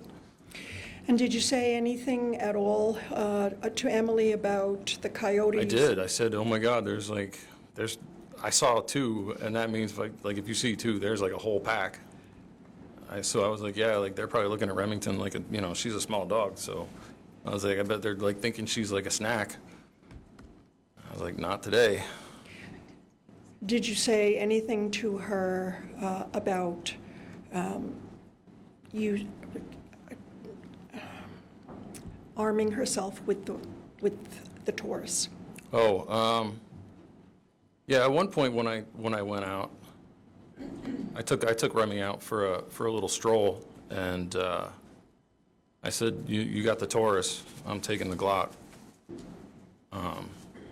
So she had access to that. She also had access to the shotgun, which was still out at the time, but she didn't favor it. It's large. She favored the smaller pistol. Okay, so going back chronologically, you come back in after seeing the coyotes. Yeah. You talk about her taking the Taurus. You get the Glock and put it. Where do you put it? I put it in the sock bin. It was at the base of the bed, and like the opening of what would be like a closet space. What did you do then?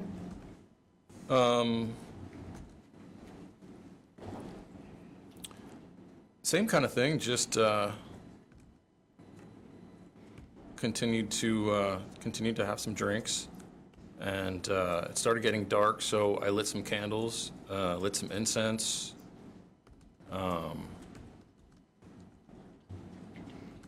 Yeah, just kind of. I did what I like to call like aisle yoga. So there's like a not a very wide aisle that runs down the middle of the bus. So I was just doing some like it's like half yoga, half dancing. I had some music on. I was just stretching and enjoying myself. And what was Emily doing? She was scrolling away on her phone, on her device. Was she on the bed? Yes.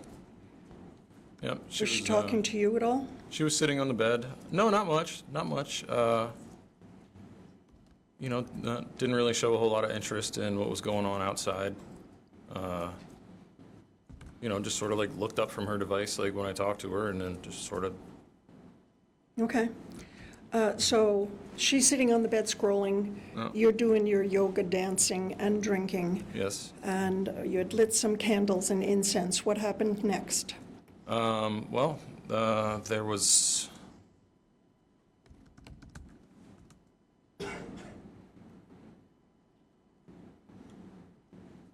There was a point where Emily went from like sitting. She was sitting up, kind of like cross-legged, and then she went to like laying on her side. Still just like scrolling away, just looking at her device, and then at one point she lashed out and started cursing at me about the candles being lit.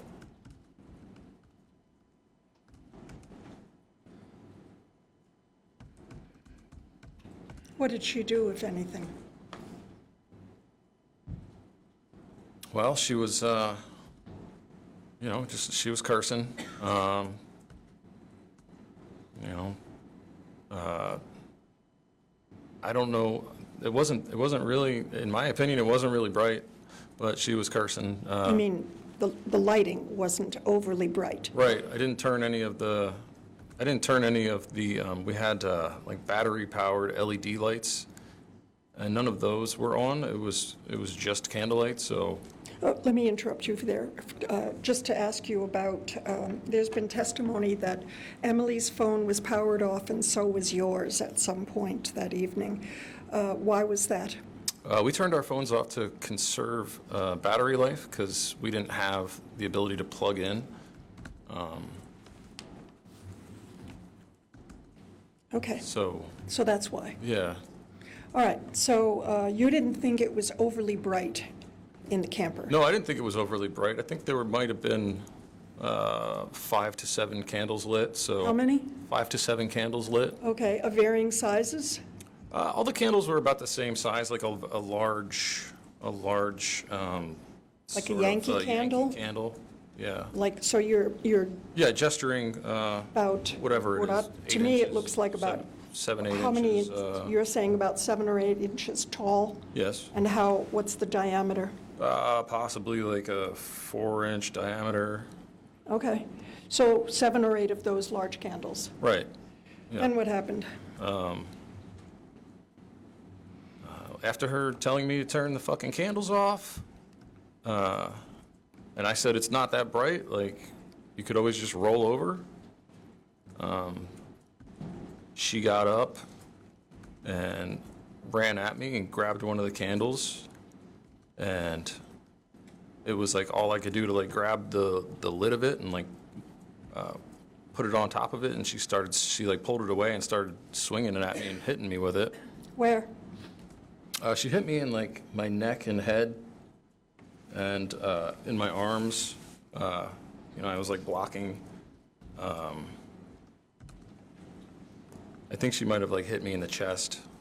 But I like wrestled the candle away from her and like put it back on the counter. And then there was like a flurry of punches and kicks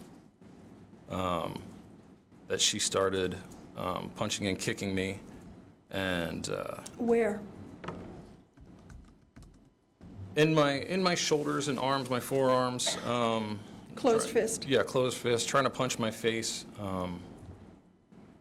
And I had to restrain her. I had to like physically grab her by her arms and like hold her arms down. And she kept kicking. She actually kicked Remy. and I like sort of turned myself sideways, and I like pushed her back to the side of the bed, and I told her that, you know, that we're not your punching bags, and You said what? I told her that we weren't her punching bags. We weren't. Yeah, she kicked Remy, and she was kicking me and punching me, and I pushed her back, and I told Remy, I was like, yo, we're gonna take a walk. So you know I've asked you this question before. When she hit you with the candle, did it hurt you? Yeah, I don't know what that thing weighs, probably like 2 pounds or something. It's a heavy candle, and it hurt. And after you took the candle from her, you just told us that she continued to hit you and Yes. kick you. And Yes. did that hurt? Yes, she hits hard. And then you restrained her arms and pushed her to the side of the bed. I did. I held her arms down, and I like turned my hip sideways. She had kicked me in the groin, so I was not trying to have that happen again. So I like turned sideways and sort of like just sidestepped and like pushed her back. And I said, all right, like, you know, we're not your punching bags here. Like, I'm like, no more hitting. And I said, you're gonna stay on your side. I'm gonna stay on my side. And then I like, you know, I looked at Remy and I was like, you know what, let's just go outside. And so I grabbed a couple things. I grabbed the Glock, I grabbed Remy's leash, and leashed Remy up, and we went outside. And when you went outside, what was Emily doing? I don't know. I told her. Let me rephrase that question. You said you pushed her to the side of the bed and told her what you've already Yeah. described to I us. said, you stay on your side, and I'll What stay. did she do anything after that? I don't know. I went outside. Did she stay on the bed? When you left, was she on the bed? She was like leaning against the bed when I left, and I grabbed my stuff, and took off outside. And on the way out, I said, you know what, like, just wherever you want, like, just be wherever you want. Like, I'm stepping out. Yeah, Remington and I stepped outside, and you know, she. When I say she, I'm talking about Remington. Went and, you know, did her business. So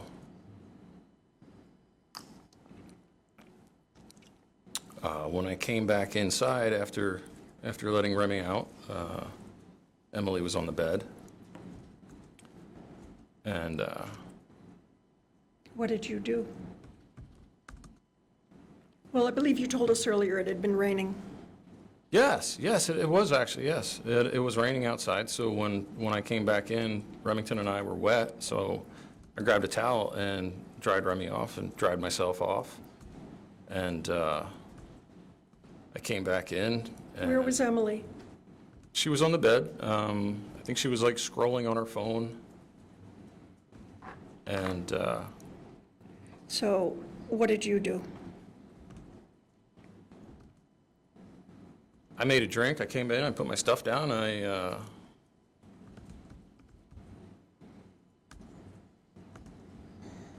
came in, made myself a drink, and had some more to smoke. Asked her if she was up for talking about why exactly she had a fit about the candlelight.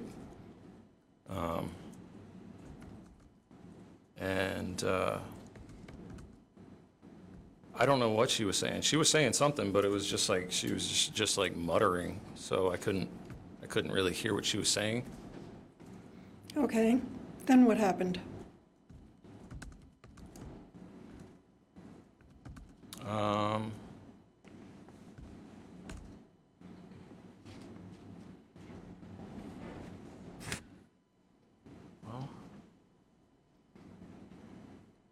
at some point there was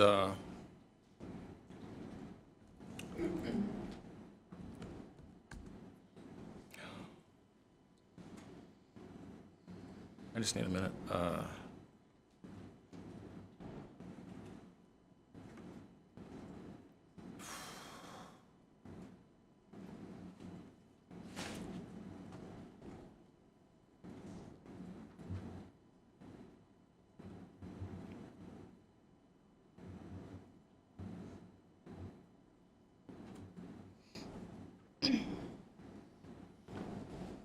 Yeah, there was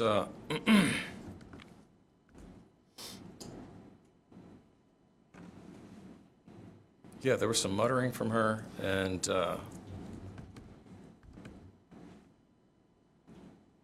then I don't.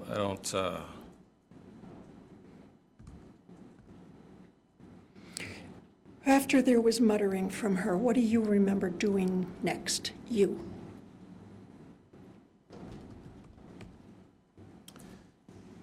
Well, some time had passed. I think there was like another drink involved.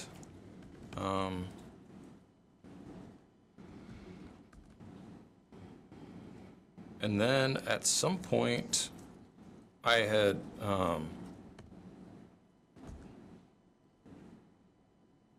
decided to go climb in bed, and And just to be clear, your side of the bed is at the back of the bus, correct? right, yes, it is. So in order to get to your side of the bed, Yeah, what did you have to Objection, do? Your Honor, leading. Sustained. there's. What did you have to do? Yeah, to get into the bed. So, to give you an idea, like the bed is very high. There's a lot of storage, and then there's a mattress, and then she was laying on top of it, so it was very high. So you have to climb onto the couch and then across her side of the bed to get into my side of the bed. So, did you say that you decided to try and get into bed? Yeah, I decided to get into bed. And did you take the Glock with you? Yeah, I drained my drink, and I grabbed the Glock off the counter, and I And what was Emily doing? she was laying in bed. And where, if you know, was the Taurus? The Taurus was under her pillow. How do you know that? That's where it was the last time that I had saw it, When was that? earlier that day. Okay. That evening or that day? That day. Okay. It was there all day. Okay, so you take the Glock Yes? that already has the silencer on it, correct? Yeah, it had a suppressor on it. And what do? I climb into bed, and as I'm climbing across Emily, her mutters turned into shouts, and I you have to climb over the person to get to, like, if this is my spot and this is her spot, this would be her. Like, you have to climb over her to get to here. So I was climbing over her, and she shouted, "Fuck off," and she threw an elbow at me, and elbowed me in my groin. Did that hurt? Yeah, it hurt. It was right to my genitals. Did you say anything when she said fuck off? I didn't say anything when she said "fuck off." I got hit in the groin, and I said, "No more hitting." And so we had a bunch of throw pillows that we lined around the bed, the top of the bed where we slept. So one of the throw pillows was right there, and I swatted her with the throw pillow, and I said, "Stop hitting." And that's when it happened. What happened? She said, "That's it, you're dead," and she threw her arm under her pillow and she pulls her hand out with the Taurus. And How were you feeling? I was feeling horrified, just Were like you afraid? I was terrified. Like there was like as soon as I saw that, like I just felt like this like wave of heat, like just like red hot, and she started like pushing her body up in an instant, and I'm like, no, no, no, no, no, and like I don't know, like she wasn't stopping, and I had my I was holding my Glock, and she started just like coming up at me, and I just fired. Why? She was gonna shoot me. And you were afraid? Very.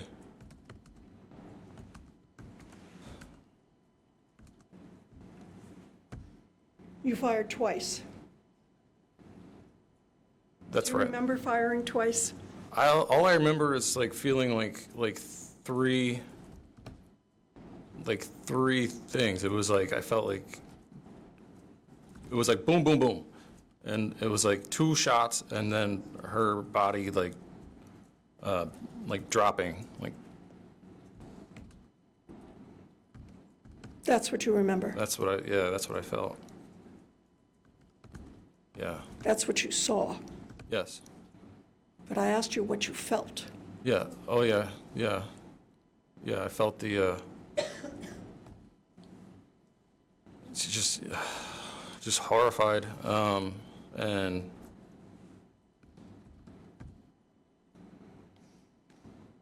yeah, it was terrible. Did you shoot her because you were angry? No. No. No. No. Yeah, it was like she wasn't gonna stop, and like that was the only way. Like it didn't didn't have to be like that. Like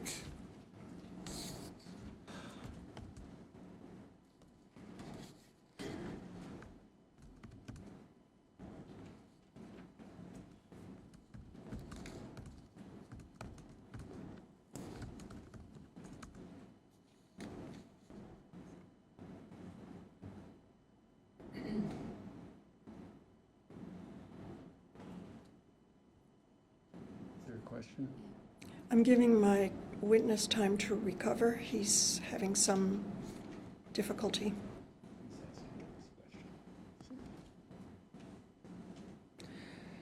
Okay, so are you ready to continue?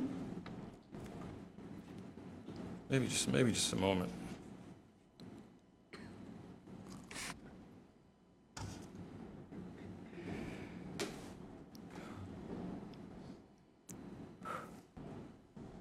So, Joseph,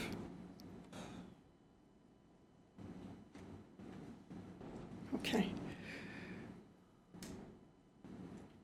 What happened after you shot her?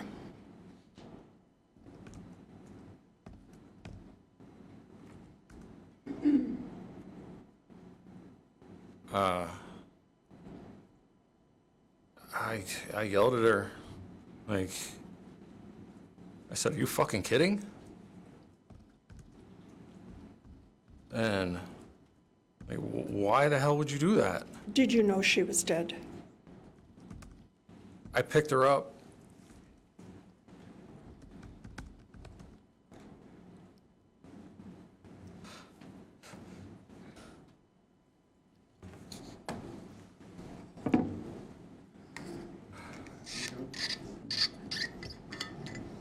You're asking for a sidebar, ask for it, but don't come up here.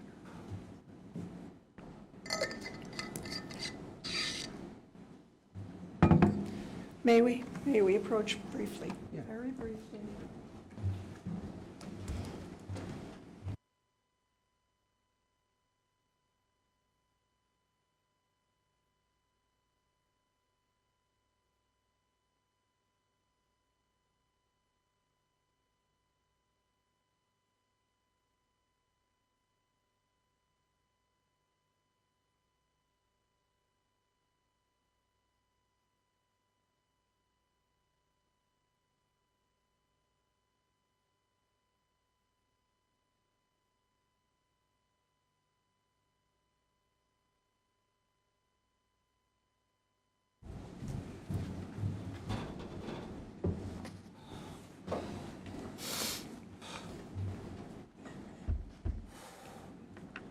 Okay.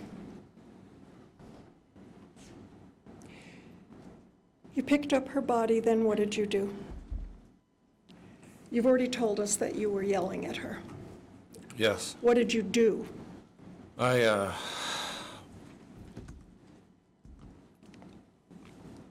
shook her.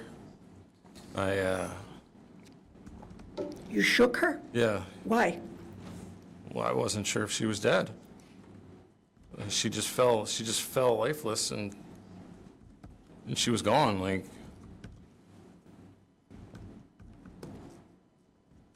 Okay.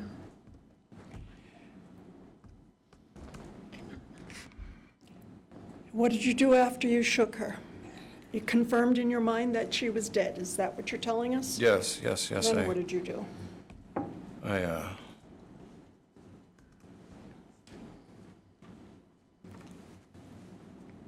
I threw the pistol on the couch. I grabbed the other pistol. I threw that on the couch. Let me back you up. You threw, what pistols are you talking about? There's a Glock pistol and a Taurus pistol. So the Glock is yours, and that's the one you used to shoot her, is that right? That's correct. And the Taurus was hers. That's correct. And they were both on the bed? Is that what you said? Yes. What did you do with them? I threw them off the bed onto the couch. Did you remove the silencer from the Glock? No. Okay. So you threw the two guns onto the couch. Yes. Then what did you do? I slid off the couch and I slid off the bed, and I was like, I remember like touching her hair and touching her back and talking to her.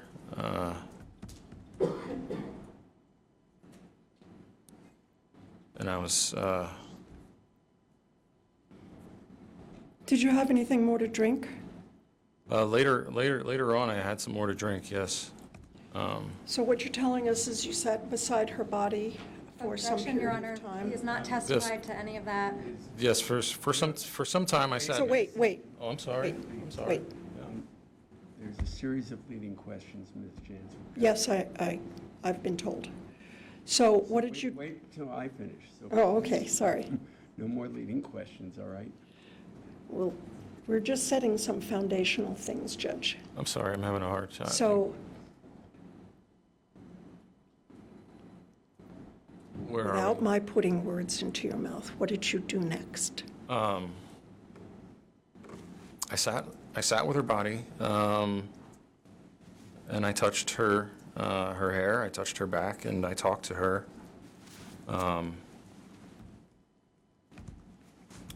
And Do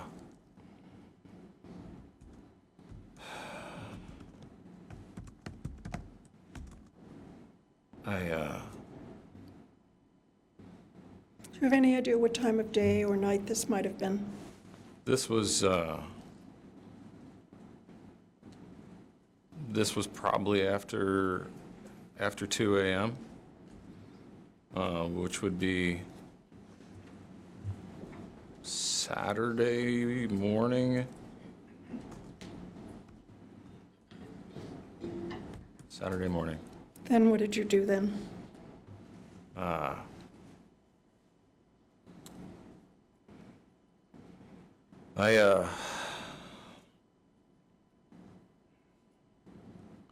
At some point, I lifted her up again, and I was inspecting her, and I just saw like a lot of blood like coming out of her head, and I was like, oh my God, like. So I went and I had some plastic bags, so I went and opened a plastic bag, and I put it under her head so she would. I didn't know how much blood was going to come out, so.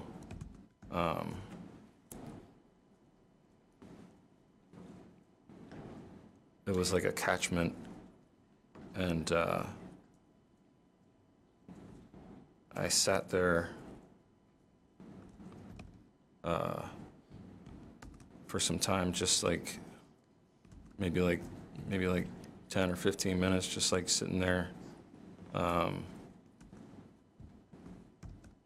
And there was I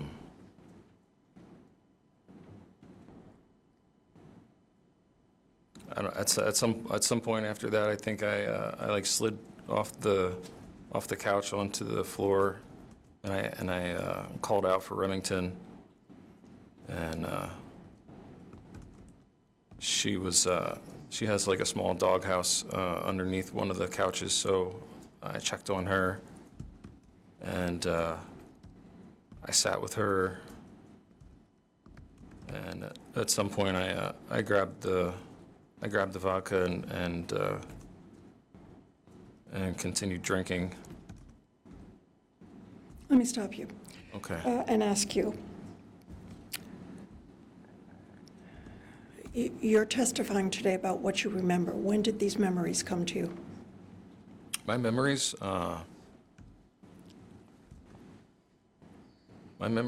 came to me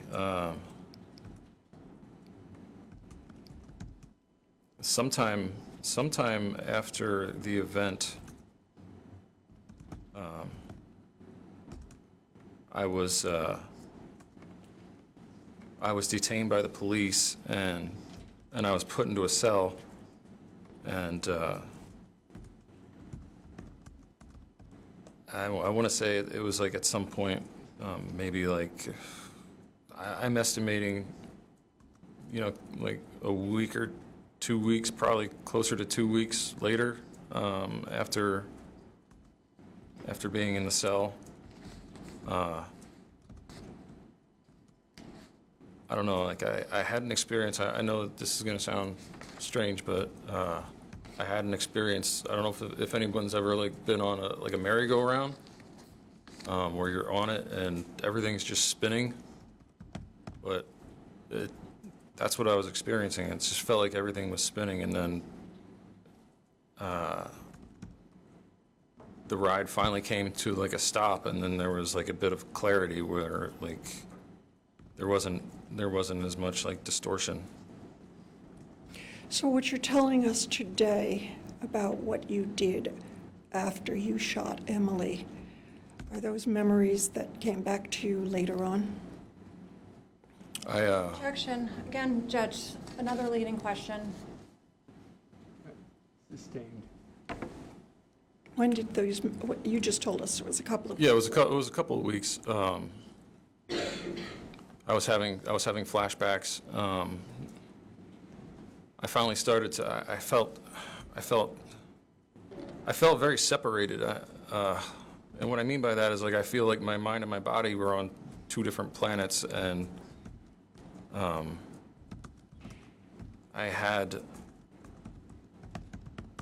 I'd finally like rested and started to like feel clearer about things, and I was trying to understand what happened, and trying to put the pieces back together, and yeah.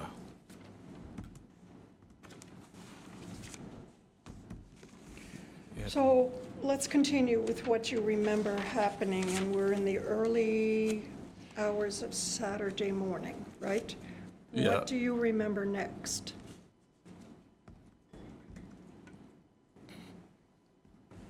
Early Saturday morning,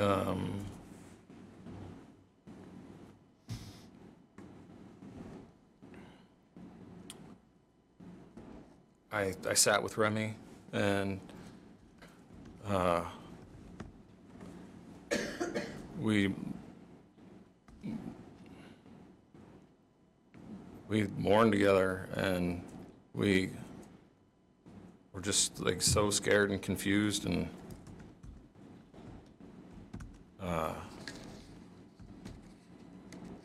yeah,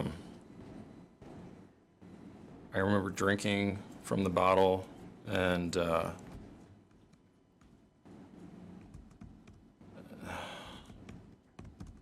And then I remember the sun coming up, and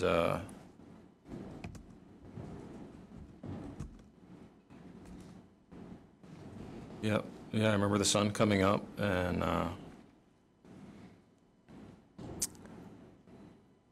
then at some point, I made the call to get some coffee together. So So you remember making coffee? Yep. I remember it being sun up, and I remember making some coffee. I had a French press and some coffee grounds, and made some coffee.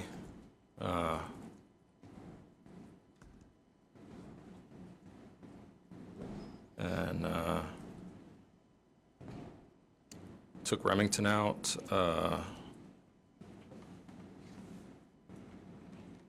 Drank some coffee, and then it was just, I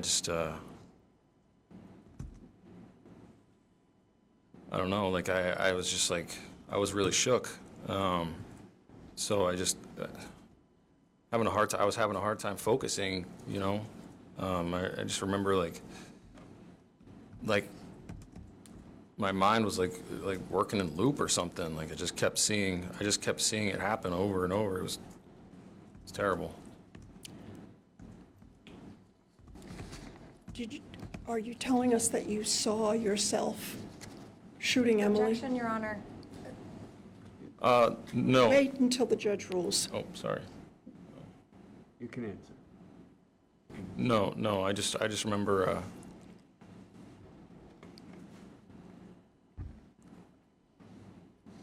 I just remember like the sensation of like her body dropping, and I remember like picking her up and her just like falling, just lifeless. And that's what you remembered? Yeah. You were, I think you said, over and over. Yeah, like intermittently just interrupting everything. What, if anything, do you remember doing on Saturday?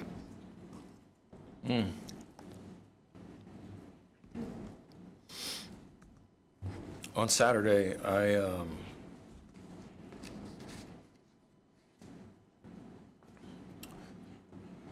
reached out to my sister. I was reaching out to see if she was awake, if she had her morning coffee yet, to see what her plans were for the day. And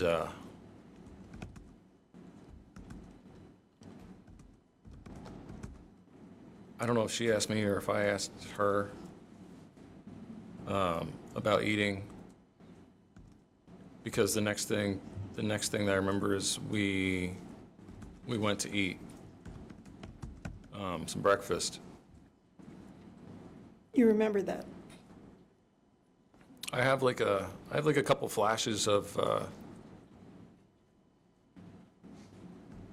like getting in her car, somebody's car, Ariel's car, I don't know whose car. I remember getting in their car. I remember like being at the restaurant. I don't really remember specifics. Do you remember telling her anything about where Emily was? Yes, okay. Yeah, I do remember she asked, is Emily joining us? And I lied and told her that Emily was still sleeping. Why did you lie? We talked about how their trip was for their vacation, and that she didn't want us to bring our drama to their vacation. So I didn't want to dump that on her. So your testimony is that you didn't tell her that you shot Emily because you were honoring her request not to bring drama? Yes. Yes, I didn't want to bring the drama to her vacation. Okay. What else did you do on Saturday that you can now remember?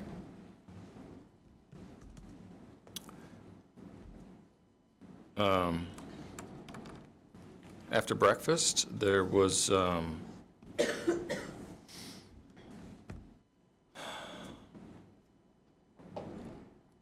there was talk about her. She wanted a tattoo, and I said I'd be happy to give you a tattoo.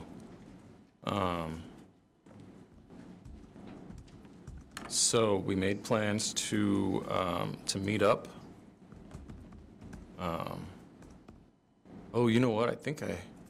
At some point I took a shower.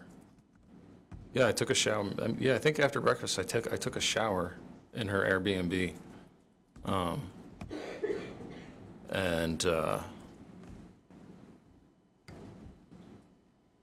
So you remember her asking for a tattoo and you agreeing to do that, right? Yes, What else do you remember happened on Saturday, if anything?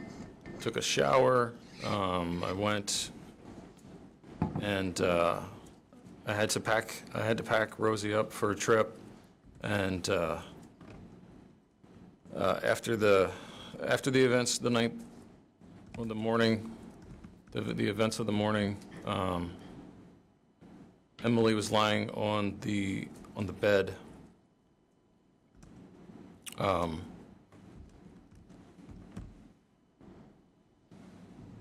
So I had to do like a cleanup. I had to clean up some things and move some things around and sort of pack everything up to move the bus. And yeah, I collected some items, and like I said, I packed things away so they wouldn't move around during transport, and I moved Emily from the bed onto the floor of the shower, and then Any idea what time of day this happened? I want to say midday. So after you had breakfast, took a shower, came back, you cleaned up. Is that what you're telling us? Yes. Then what else, if anything, do you remember about Saturday? Saturday, I drove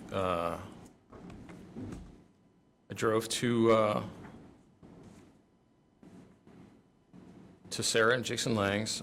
They were letting me use a room as a studio where I was doing some tattooing, and there was I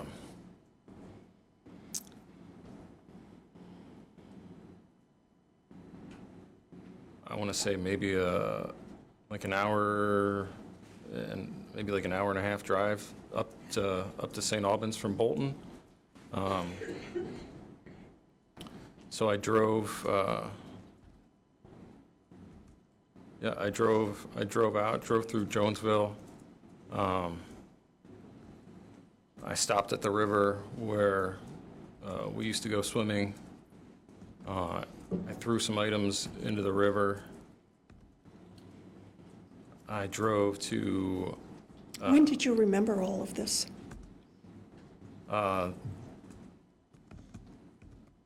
This is all stuff that I'm just putting back together. I feel like everything, all my memory is very fragmented. Like it's just like pieces of a puzzle, and I'm just trying to put the puzzle back together. So I didn't remember until we started trying to figure out why everything happened and how everything happened. Okay. So you drove up to St. Albans, is that right? To the Langs. Went to the Langs. What happened then, if you remember?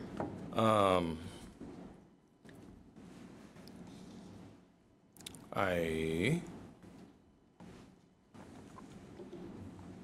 parked Rosie, and I went to speak with Sarah. She was home. I think Jason was working. What, if anything, did you tell them about where Emily was? They, well, Sarah was there, and she asked, where's Emily? And I lied to her, and I told her that Emily had left to go hang out with some friends. Yeah, she was talking about going to hang out with her friends, so I just sort of like ran with that information and just told Sarah that she was hanging out with her friends. What do you remember happening next? Well, at some point, my sister and Ariel showed up at the Langs.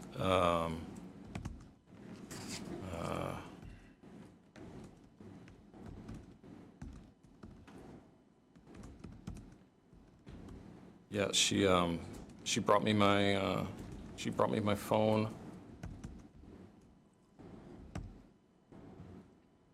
And What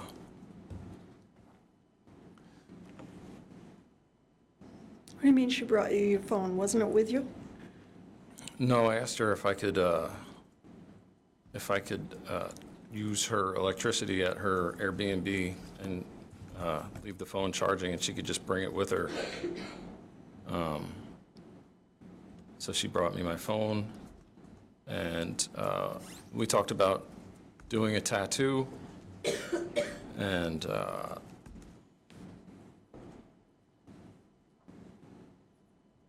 I remember doing like a sketch out of the tattoo. I remember feeling like really angry. Not with my sister, but just like the events that happened, it just kept like rolling over in my head. And I was just so angry, like thinking like how anyone could push me to that. Like I just never thought that was possible. And yeah, just like really out of focus. And We've heard testimony from other witnesses that you appeared very calm and natural. You remember hearing that? I do. But you're telling us that that was not what your emotions were. I was falling apart inside. Outwardly, yeah, I think I'm a very closed off person. I'm a very private person. And I do drink and use THC to excess. I mean, not anymore. I've been sober for 3 years, thank God. But out there, it was pretty bad. I was drinking and I was smoking almost all day, and it definitely helped to like just keep me numb. But are you telling us that in general you're a closed off person? I mean, I don't really show outwardly like how I'm feeling or what's going on with me. Okay. And it's been commented before that, and we've all seen it on the interview, you were able to go from showing emotion to having small talk just like that. How is that possible? I mean, the interview, the video is hard. We're going to talk about that in more detail. I'm just asking you about Well, flipping so the switch and. yeah, a lot of times I've been working with people for a long time, and I usually will start talking to someone to get them to open up about themselves. And you're talking about working as a tattoo artist. Yeah, working as a tattoo artist and a piercer. What I do, it hurts. It hurts people. Like, tattoos hurt, piercings hurt. So as a distraction, I will get people to talk, and once they're distracted enough, then I will do the procedure, and typically they're not they're not focusing on the sensation, so they can be still.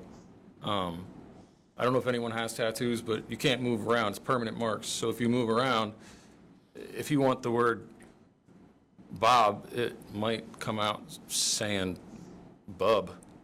So you don't want to move around a lot when you're getting. So is this your explanation of how you're able to engage in small talk? Yeah, I just get people talking.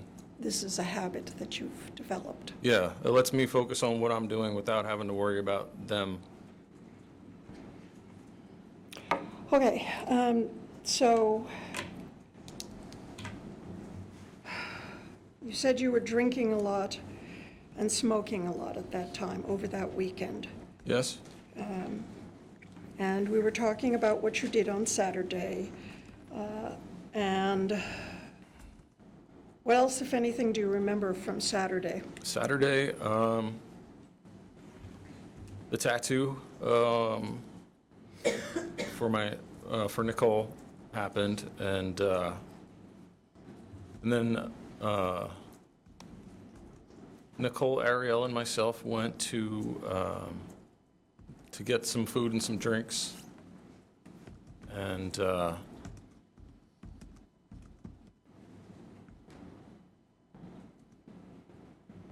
I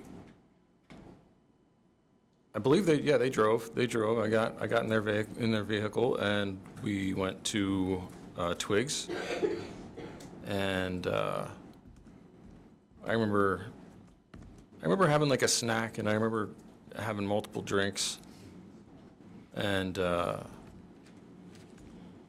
leaving.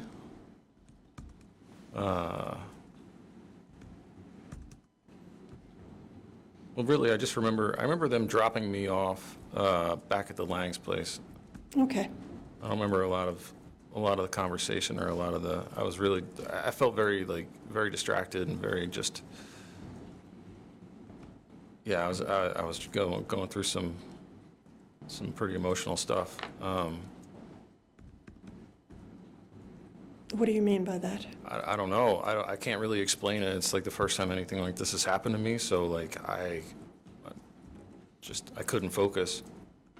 But what I do remember is them dropping me back off at the Langs, and I remember going back into Rosie and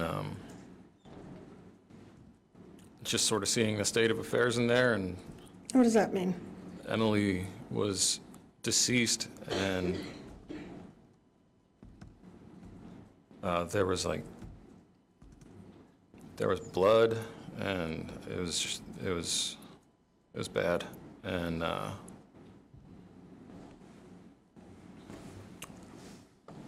Did you sleep that night?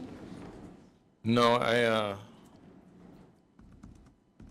I got a blanket, and I covered him, and I sat with her and talked with her, and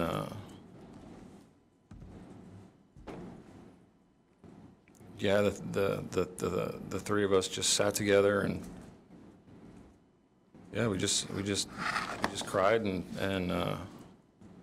You cried. yeah. Remington was it was like she knew what happened, and it was like she was crying too. You know, she was like whining, and So that's Saturday night. yep. Do you have any recollection of Sunday? Well,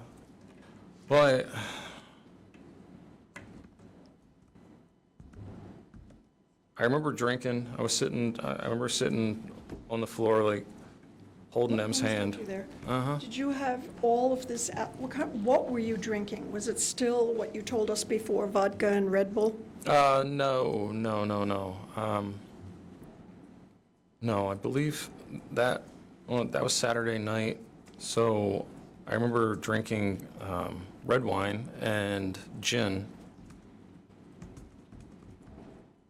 Was this alcohol that you already had purchased and had in the bus? Yes? It's a lot of alcohol.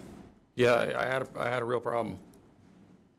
And I didn't want to feel, I didn't want to be in my emotions like that. And I drank, and then I remember the sun coming up on Sunday, but I don't really remember Sunday. Okay. Do you remember anything happening on Monday?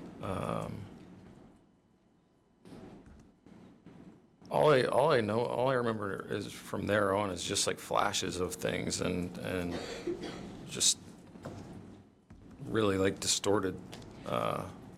Let me ask you specifically, do you remember going to the Basses on Monday? I remember like a flash of being on the road, like riding there. I remember a flash of seeing Adrian's eyes. Why did you go to the Basses?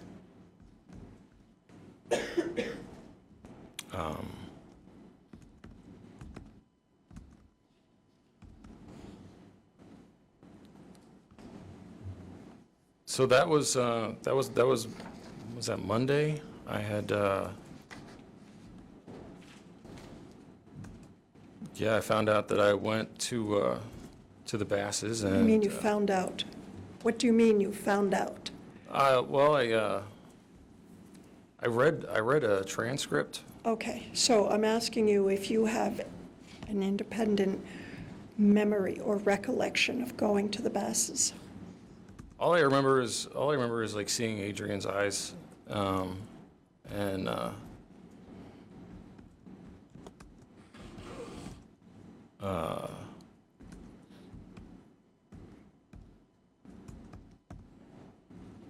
yeah. Then after that, I remember having like a sensation of like hugging Spencer and like falling into his car. Okay. So, very sporadic memories. Yeah. It's just there's no like memory reel. It's just there's a piece here and a piece there, and nothing lines up, and I can't. We'll take our afternoon break now. Okay. And I want to talk to the parties for a moment. So, there's a couple of things I want to talk about. You've admitted that you lied on multiple occasions over the course of the weekend, right? Right. Do you remember the things, you've already testified that you lied to your sister, you lied to the Langs. Yes. Any other lies that you remember telling? No. Do you remember sending text messages to Emily's phone over the course of the weekend? Stand by I do remember sending messages when I was with my sister. She brought up Emily, and I was like, "Oh, I'll send, I'll text her, see where she's at." And Why did you do that? that was another lie. I did not want to tell my sister what happened. And when you were at the Basses, do you remember having a telephone conversation with a law enforcement officer from Vermont? No. You don't remember that? Okay. Why were you lying to all these people about where Emily was? Well,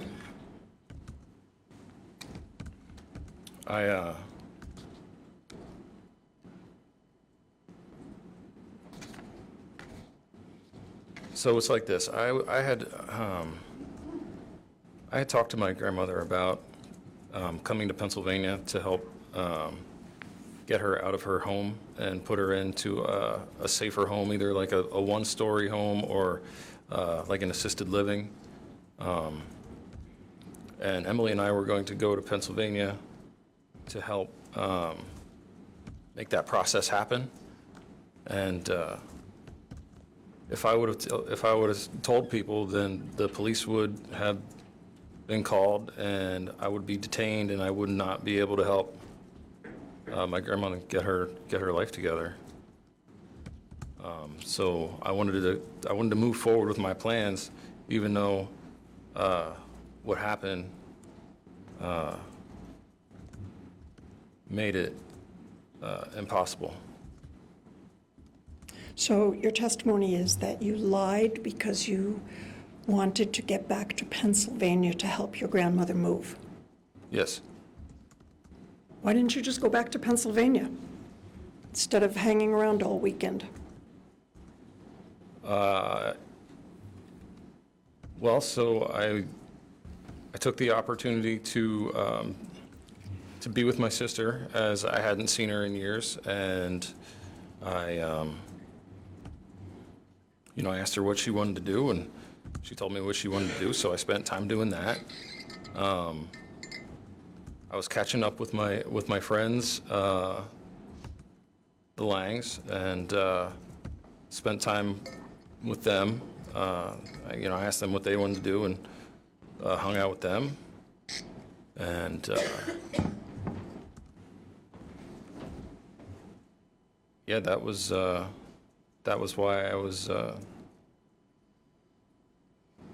Yeah, I didn't. I don't know. My everything sort of just like got turned upside down. So I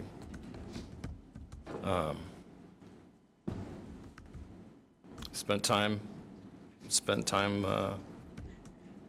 with the people that were around, and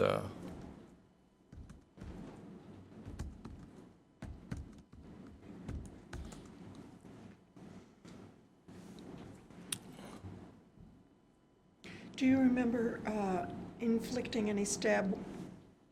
Do you remember inflicting any stab wounds into Emily's body after she was dead? no.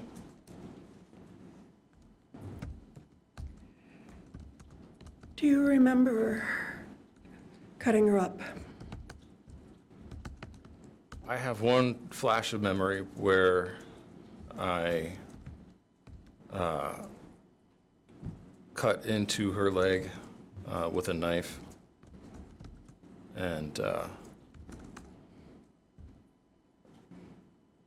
then I stopped. It made me sick, and I remember being sick, like nauseous and vomiting, and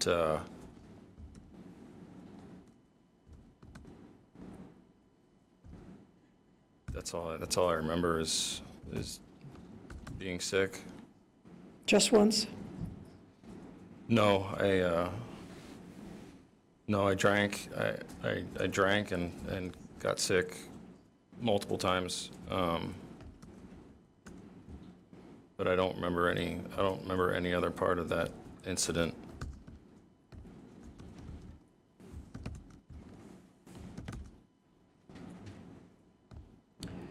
I want to talk to you a little bit about your taped interview with the police. At the time you talked to them, when was the last time you had slept? So you talked to them about 2:30, roughly, on Tuesday afternoon. Prior to that, when was the last time you slept?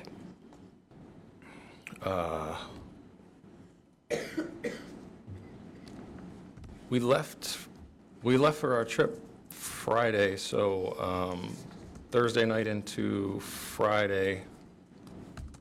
I woke up Friday morning. So Friday morning was the last time you slept before you were interviewed by the police. Is that what you're telling us? Yes, I woke up Friday morning, somewhere about 7:30.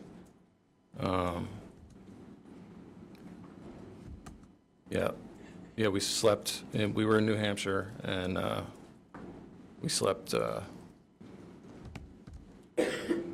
in her bedroom.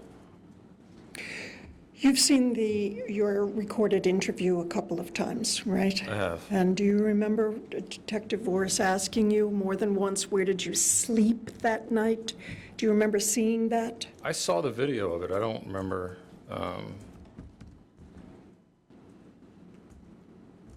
I don't have memory of that. I don't have access to a lot of my memories at this point. I only have what I've seen on the video. Okay. You saw on the video that you said to him, I slept on the bus more than one, in response to more than one question. Do you remember seeing that? I saw that on the video. Yeah.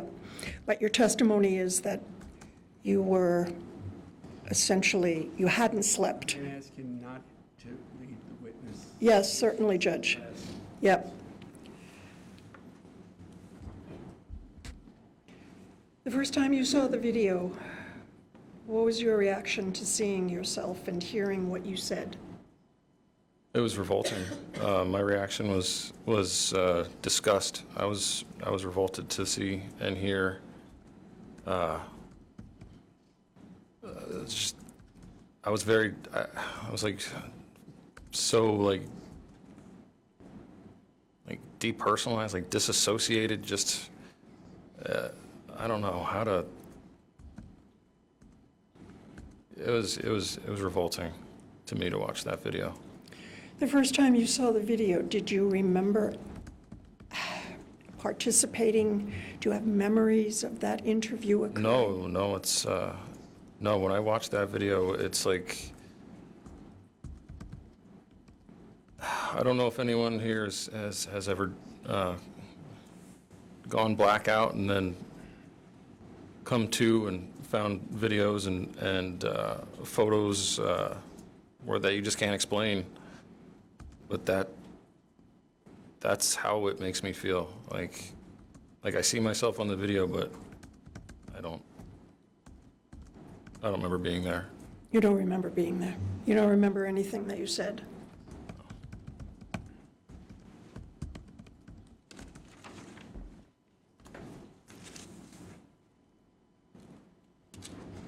I think you told us earlier that several weeks after you were detained by the police, you started having flashback memories. Is that right? Yes, I did. And what's the first thing you remember? Were these in dreams, or how did these come about? Well, after recovering, there was What do you mean recovering? there was a period where I wasn't sleeping, and I felt like, I don't know how to say this, but I felt like I don't know, like I was broken in two. Like I was, my body and my mind weren't the same, and it took some time. I was having a lot of nightmares, and I was having poor sleep. So once I finally felt rested and realized where I was trying to figure out what had happened that had gotten me there. And that's when I was able to read the affidavit from that interview, the video interview, and none of it made sense to me. And so when did you first remember that, as you testified today, Emily was going to shoot you? When I was arrested and I was thinking what happened, that's when the memories started coming to me.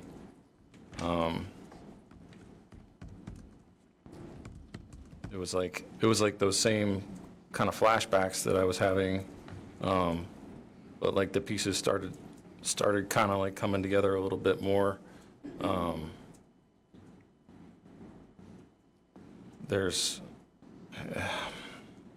it's frustrating because there's some memories there, there's some memories that aren't there. So this whole process has been kind of strange. picking up new pieces and trying to put the thing back together. And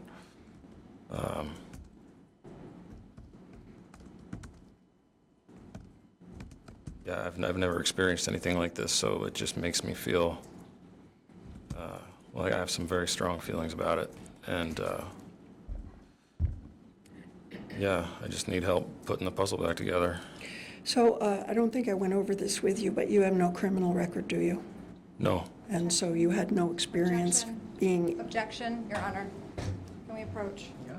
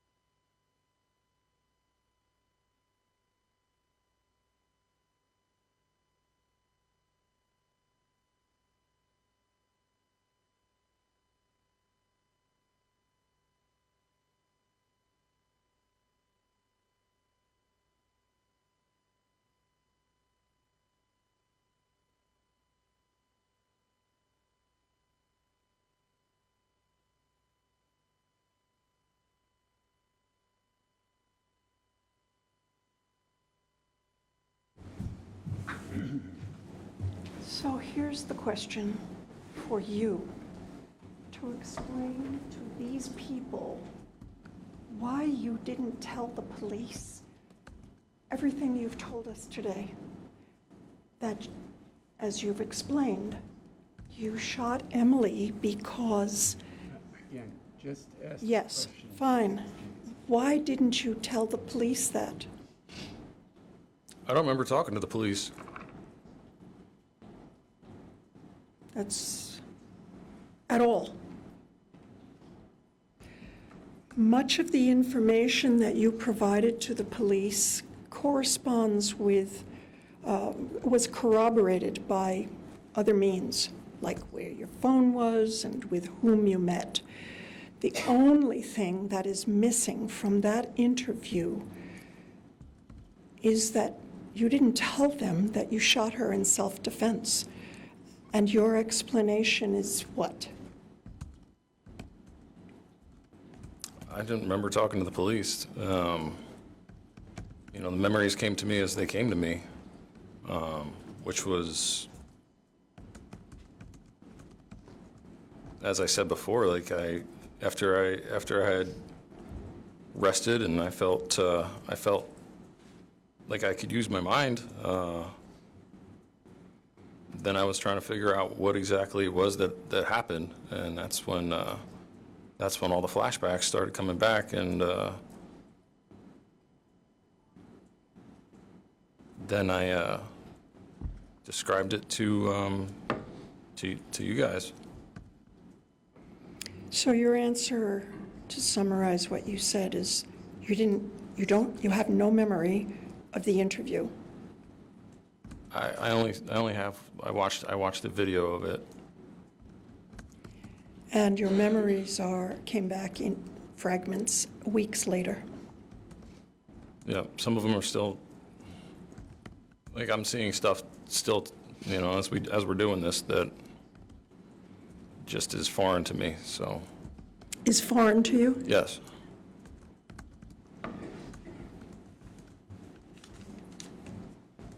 I may have a moment, Judge. You may.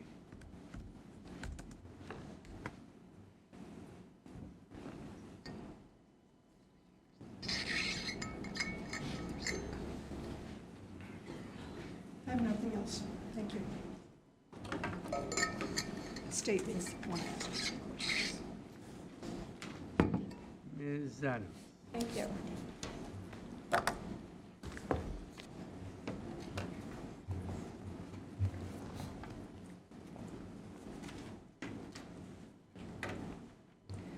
The truth is that before leaving New Hampshire, you stopped at Market Basket, right? I did see that, yes. That's the truth, I saw that on the PowerPoint. and it's the truth. I don't remember it, but yes. And you spent $60.43 at Market Basket. Is that what happened? It is what happened. Okay. Do you agree with me that that's what happened? I don't remember it, so if you have fact that says that, then I agree with you. And you left New Hampshire around 3:45 on Friday. Is that the truth? Yes, that's what the geolocation thing provided. Well, Mr. Ferlazzo, you testified today that you left New Hampshire on Friday afternoon, so you remember that. I don't remember the exact time. And you stopped in Andover for gas, Yes, and you spent money on gas, $27.09, okay, I'm agreeing with you. and you stopped in Lebanon. Is that correct? That's the I truth. You don't- stopped in Lebanon. Okay. All right, too loud. Wait, go ahead. Okay, thank you. You got to Vermont, and you stopped at Crossroads Beverage in Waterbury. I did see that on the PowerPoint, yes. And you spent some money at Crossroads. You got some gas, $40. Okay, And you bought a bottle of liquor at the liquor store, $22.40. okay, And then you went to your sister's Airbnb. yes, You parked in the parking lot. correct, And you got there around 7:20 on Friday night. yes, And we can all agree that at 7:20 on a date in the middle of October, it's dark in Vermont. yes, And your sister was still in Burlington, yes, and you texted with her. yes, And she and Ariel stopped by the camper to talk when they got back. that's correct. And you guys discussed plans to go and watch Netflix inside. That is correct. But you changed your mind and didn't go watch Netflix. That is correct. And you texted Nikki at 9:39 and said you weren't coming in. Is that correct? I don't remember sending the text, but you have it there in front of you, so, And you said to her, "I'll see you in the morning." all right, And you said, "You still drink coffee?" all right. Said that to your sister? That was what I said to her? You have that? Would you like to see the text? I don't remember the text. I don't remember the text exactly, so if you have them, then, Do you want to see them? I mean, I don't have to. If you're gonna read them to me, then we can do it this way, or, So you've testified that Emily was mad when you got to Bolton, she was angry. and she was mad about Jolene. I would believe so.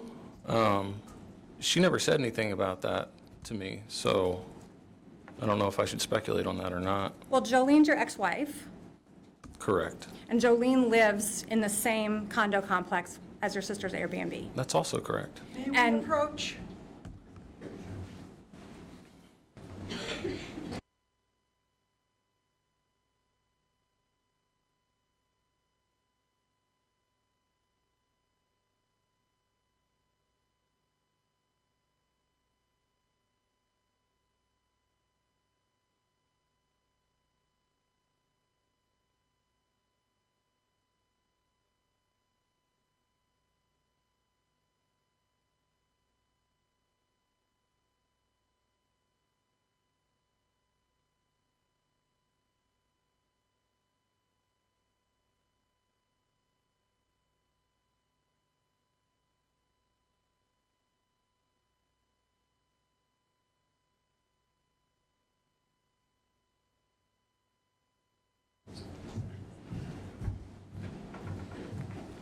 So Jolene lives in the same condo complex as your sister's Airbnb, Correct. and that was the first thing that came up when you put the car in park, was Jolene, correct? She was never brought up. You sent a text message to Jolene on the 17th. Do you remember texting Jolene? I don't. I don't. And you were texting about wishing that you could have seen her when you were in Vermont. Okay. And you said to her that you couldn't see her because it was the first thing that came up, and I said I wouldn't. I want to take Bear for a walk with Remy. She only turns around to kick me to the curb. It's no big deal. I spent the day with my sister. It was awesome. You remember sending that text? I don't.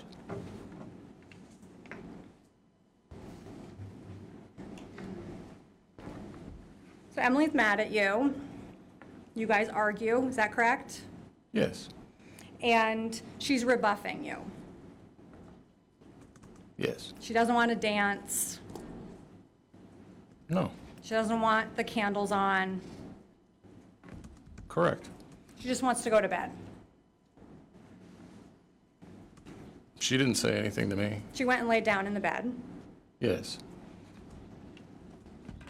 She's facing outward, scrolling on her phone, Yes. and she's saying hurtful things to you. She was muttering something. She was saying things like, I don't want to be with you. This is stupid.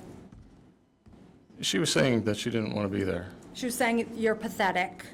Yeah, she said this was a pathetic trip. You told police that she was grumbling a bunch of shitty, hurtful things. That's what I said. And that's what you remember. I remember her muttering some things. It was inaudible things.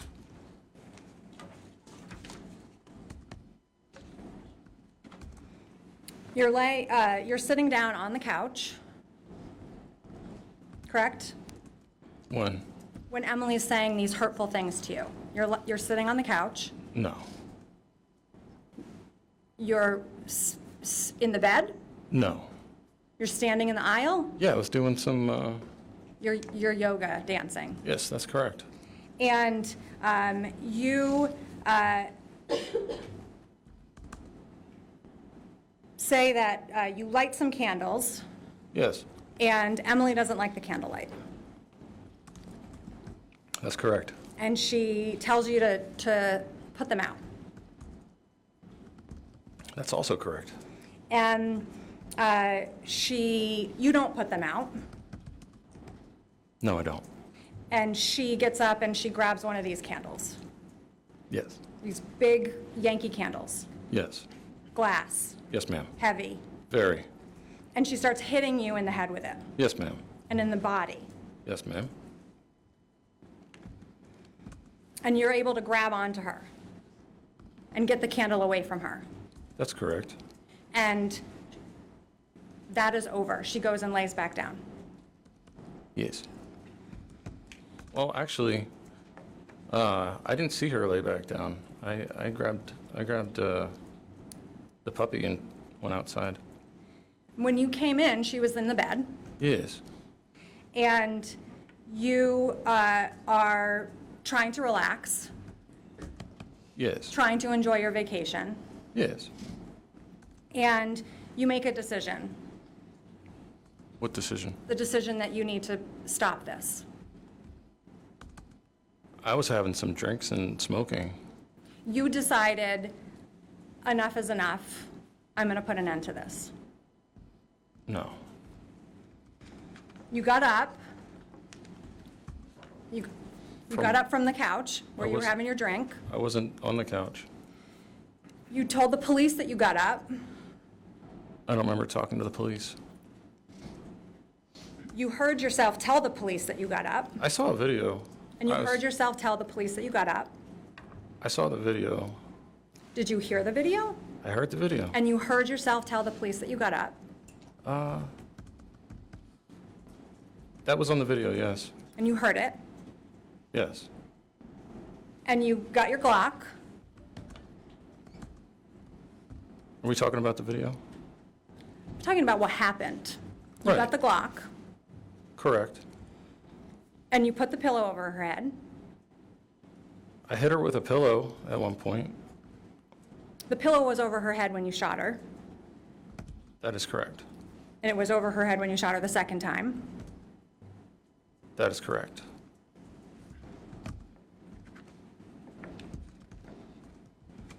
And when you realized that you had just shot your wife, you didn't call 911. No. You didn't go and get your sister. No. You had another drink. I sat with Emily for a while before drinking more. You actually put a bag over her head. I put a bag under her head. Mr. Ferlazzo, you put a bag over her head. I put a bag under her head. You tied a bag around her neck. When at some point there was the next day I had to move her body from the bed to the floor of the shower, and I wrapped the bag around her head and tied a bag around her neck to You move remember doing that. to move her body. You remember doing that. I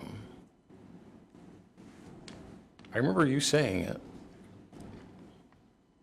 You remember doing that. I remember putting a bag under her head. You cleaned up. Yes. You picked up her shoes. Yes. You picked up her phone. Yes. You shut her phone off. Her phone was off. You told the police that you shut her phone off. I told Emily to turn her phone off. You shut her phone off after you shot her. Her phone was off. She shut it off.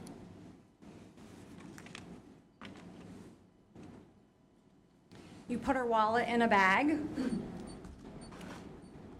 No. You told the police that you put her wallet in a bag. I don't remember talking to the police. I understand that, Mr. Ferlazzo, but you've listened to the video and you've heard your words. So you told the police that you put her wallet in a bag, correct? I did see the video. And you heard you utter the words, "I put her wallet in a bag." I don't remember that. You heard Oh, yourself the say video those things. on the video? Yes. I saw the video. Yeah. And you heard yourself say, "I put her wallet in a bag." Yes, I did. Yes, I did. And you heard yourself say, "I shut her phone off." Was that on the video too? You watched the video. Yes. You were here with us. Right. And you heard yourself say, "I shut her phone off." Yeah, the video is disturbing to me to watch. There's a lot of it that doesn't make any sense to me. So I don't do a good job on focusing on the details of it. I understand it is disturbing, but we heard you say, "I shut her phone off." Did you hear that? I do recall the video saying that. And the person on the video who was saying that was you, Mr. Ferlazzo. Yes. And you told the police, I'd like very brief to approach.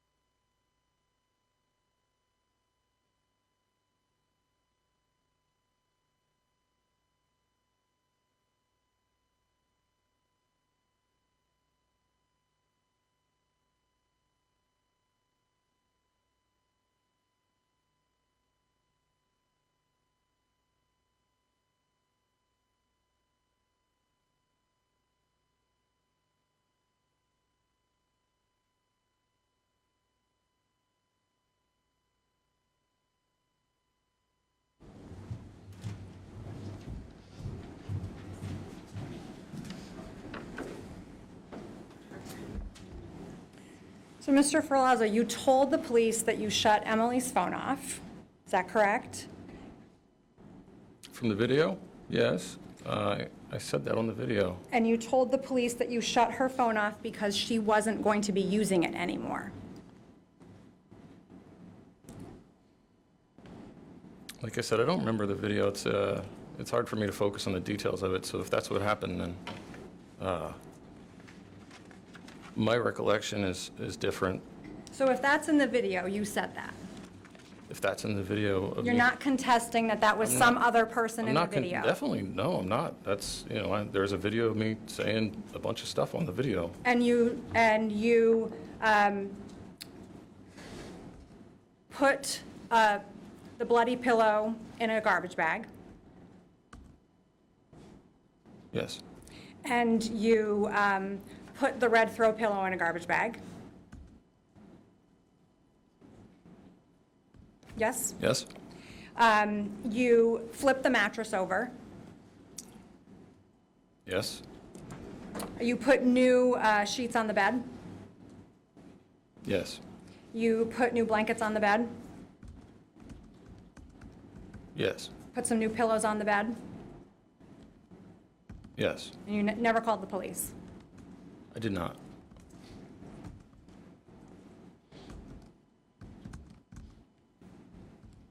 After you shot Emily, you continued to text her phone, correct? Yes, And you continued to call her phone. yes. And this was the phone that you turned off. I didn't turn her phone off. She turned her phone off. This was the phone you put in a bag. I didn't put a phone in a bag. This was the phone that you threw away somewhere. Yes, You texted her when you were at the Langs on Saturday. yes, You texted her when you were out to dinner with your sister. Yes? did I? You testified on direct that you texted her when you were out with your sister at dinner. I remember texting her, I remember Nikki bringing my phone, and I remember texting her. I don't remember texting her at dinner.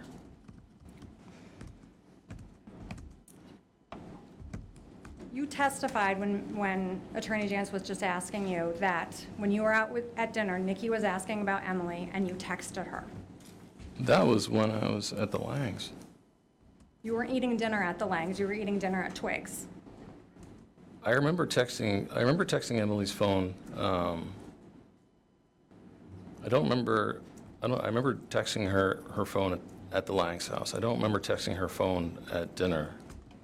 You texted her at the Langs house, that is correct. Right, And you did text her when you were out to dinner with your sister Nikki. I did? You called her multiple times, Yes, that's what it showed on the phone record. and this was the phone that was shut off, Yes, and the phone that was somewhere in the garbage or in the river. yes,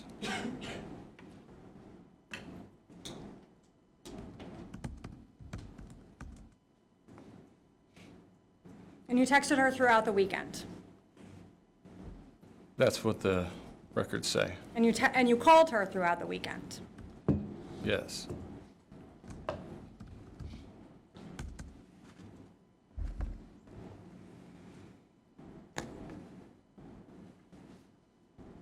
So Saturday morning, you decide to make coffee.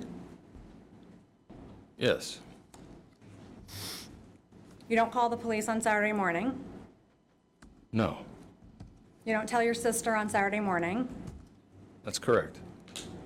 You bring coffee to your sister. Yes.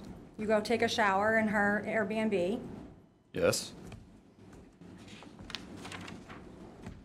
Because Emily was in the bathroom of the RV. I moved Emily from the bed to the shower floor, the bathroom of the RV,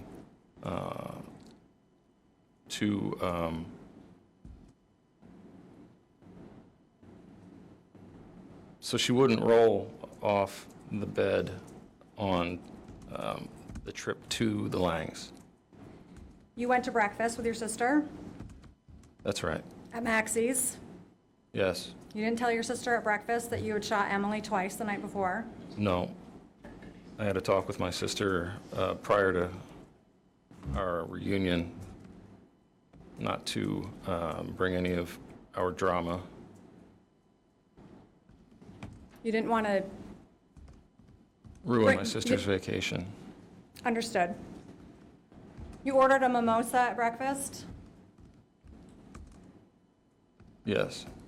You ate breakfast. I don't remember eating, but I feel like I remember seeing I saw the receipt on your the evidence. You ate breakfast. Yes. Had some eggs. I don't remember eating. Saturday afternoon, you drive the camper up to St. Albans. Yes, Emily's in the camper. that's correct. She's not alive. No, she's deceased. You drive through Richmond, Williston, South Burlington. You don't stop anywhere to tell the police that Emily was dead. That's correct. You drive right past the Vermont State Police Barracks in Williston on the interstate. I don't know where that is. You don't stop. No. You go up to the Langs. You park the RV. That's correct. You go into that Lang's house. Yes. And when the Langs ask where Emily is, you don't tell them that you killed her. No. You come up with a story that she's off visiting friends. Right. You give your sister a tattoo, Yes. multiple hours, correct? Yes. Pine cones, maple leaves, acorns. Yes. You're able to give her that tattoo and successfully give her that tattoo. Yes. It looks like acorns.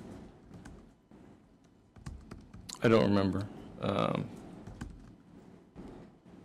I couldn't really see, there was a photo of it, but I couldn't really see the photo.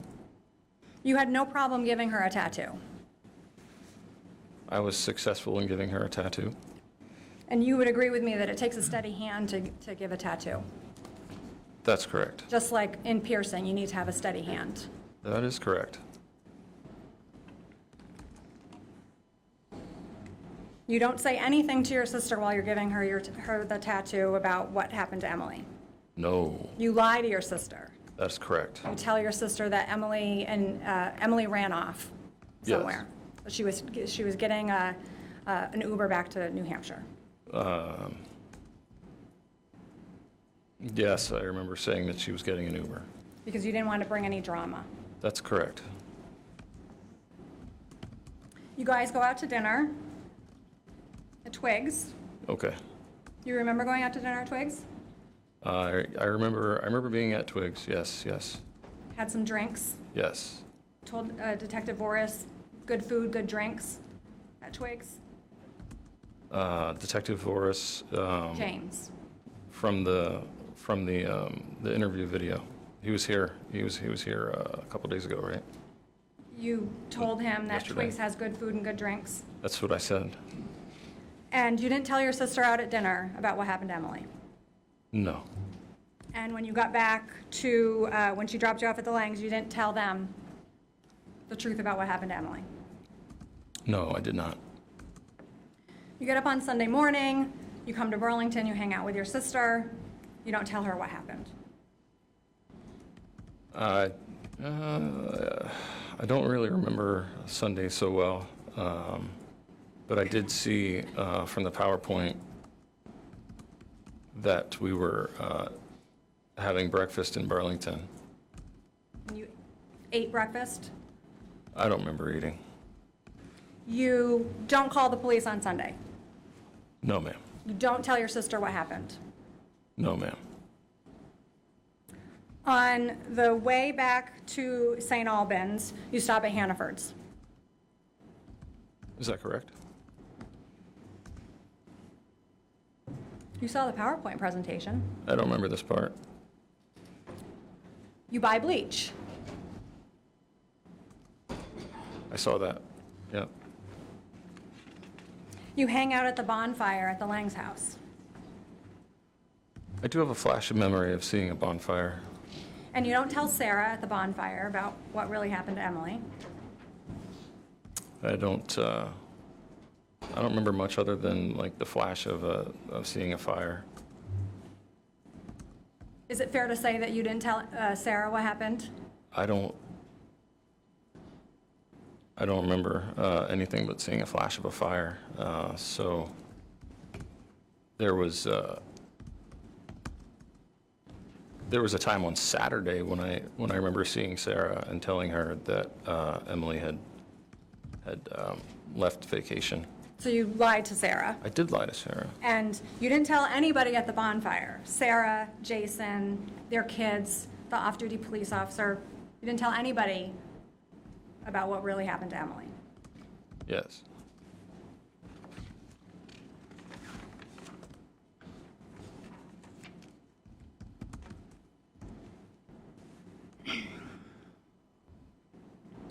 Your plan was to get rid of Emily's body by putting it in the woods.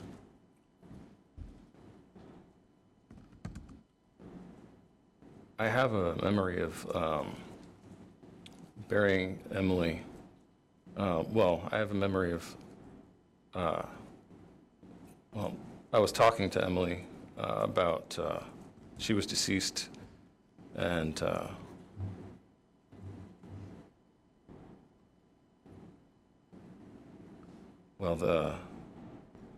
I was talking to her about giving her a burial, and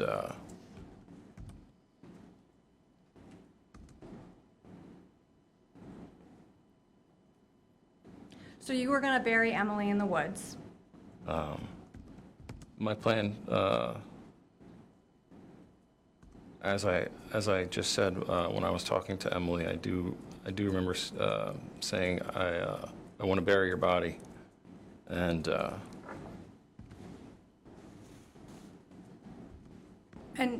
you were going to do that in the woods.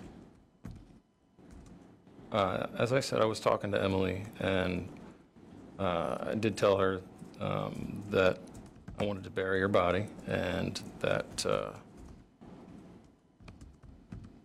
the memories, it feels a bit strange, but it was, there.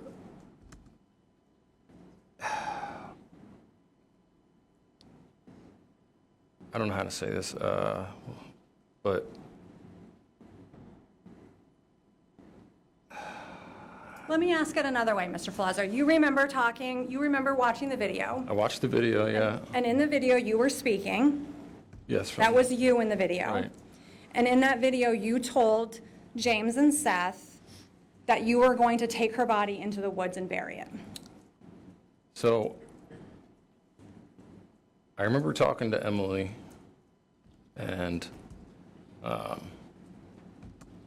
think this was Saturday night, and I was talking to her and just telling her, like, that I wanted to bury her body, and the conversation, well, it wasn't a conversation, but I don't know if it was like a delusion or what, but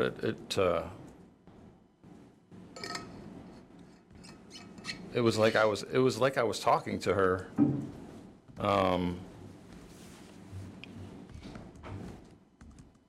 But I know that can't be true because she was deceased. So that's not my question about you talking to her. My question was, that was you on the video. In the video, yes. That was you talking. Yes.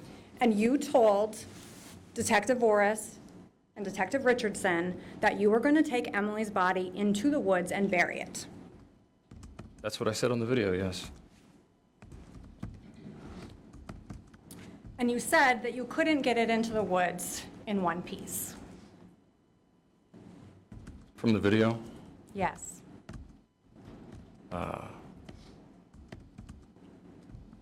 Yeah, I was pretty revolted by watching the video, so I haven't really taken in all the details of it, but Well, I understand that, Mr. Ferlazzo, and this is not the first time you've seen the video. I've watched the video a few times. Okay. And it's been 3 years since, more than 3 years since you spoke on that video. Yes.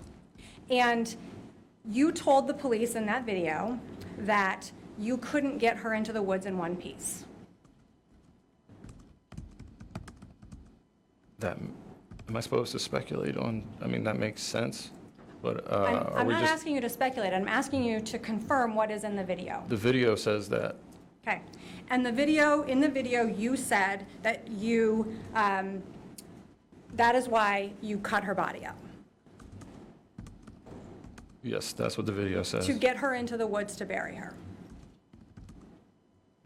Yes, that's what the video says. And that's what you said on the video, correct? Yes, I have no memory of talking to the police, so I understand that. You've made that abundantly clear today. Yeah. But I'm asking you if that's you on the video. That's me on the video. And that is those are the words that are coming out of your mouth on the video. yes. Okay.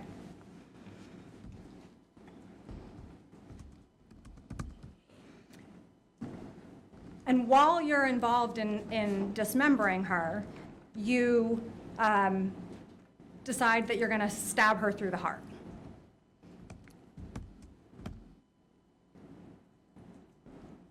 Did it say that on the video? Are you disputing that Emily was stabbed through the heart?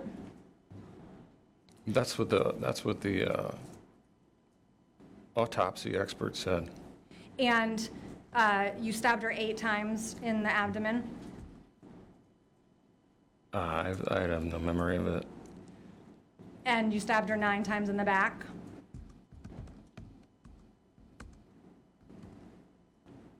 Still, Still. no memory. And as you were using the carpenter saw in the van to dismember Emily, at no time did you have a thought of, I should call the police? No, I did not call the police. As you're cutting her arm off and you're getting sick, you don't think, this has gone far enough, I have to call the police? I don't have a recollection of a lot of the event. You do have a recollection of getting sick when you Yeah, did that. I do have a recollection of, there was one recollection that it's like a flash of a recall of like taking a knife across her leg. Well, you used a saw to cut her body up. That's what the evidence shows. Yes, and that's what you told police in the video. I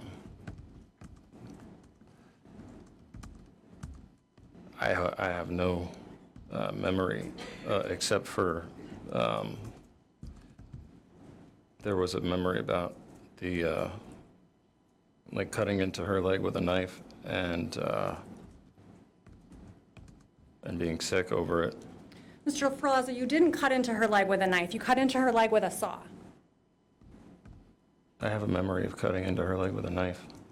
You told police that you cut her with a saw.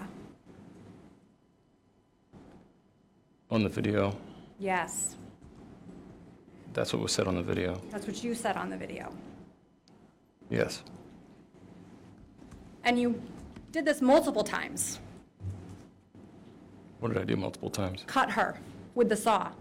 I don't have any memory except for, like I said, I have a memory of cutting into her leg and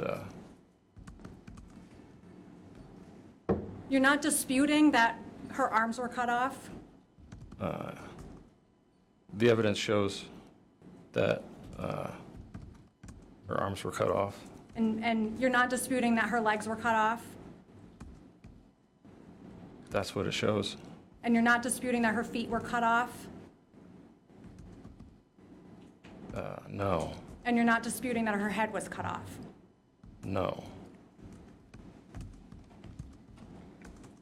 You also took her wedding ring off and put it in the cup holder. Okay.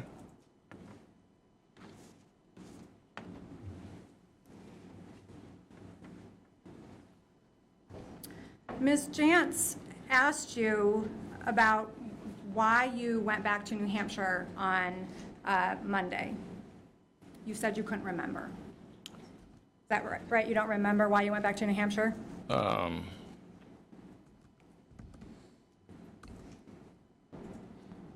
I talking about what I remember, or am I talking about what I've seen? I'm asking you, when Ms. Jantz was asking you questions about why you went back to New Hampshire on Monday, you said, I don't remember. That's correct. You told the police that you went back to New Hampshire on Monday because you were expected back in New Hampshire on Monday. From the video? And Adrian and David were expecting you and Emily back on Monday. Correct?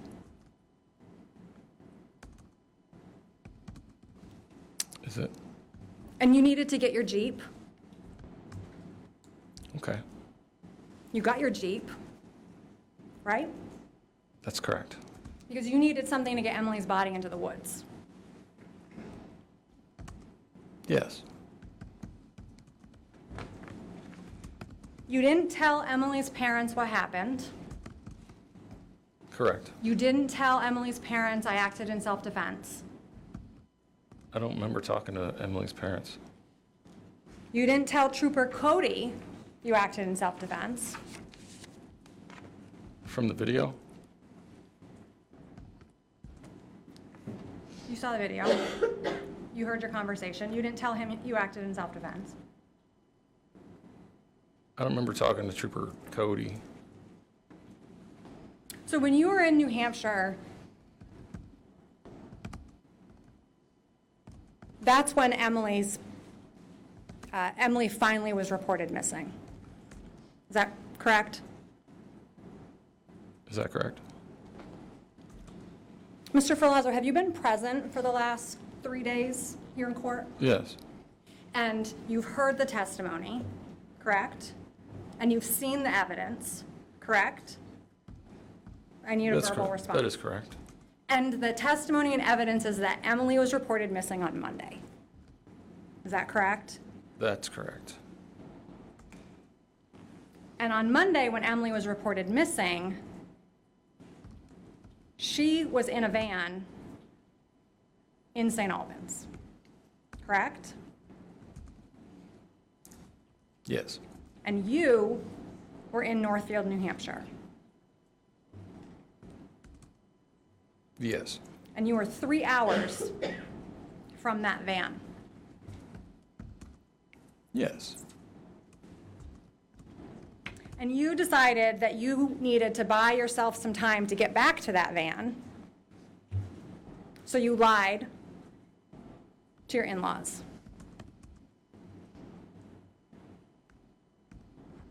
Yes.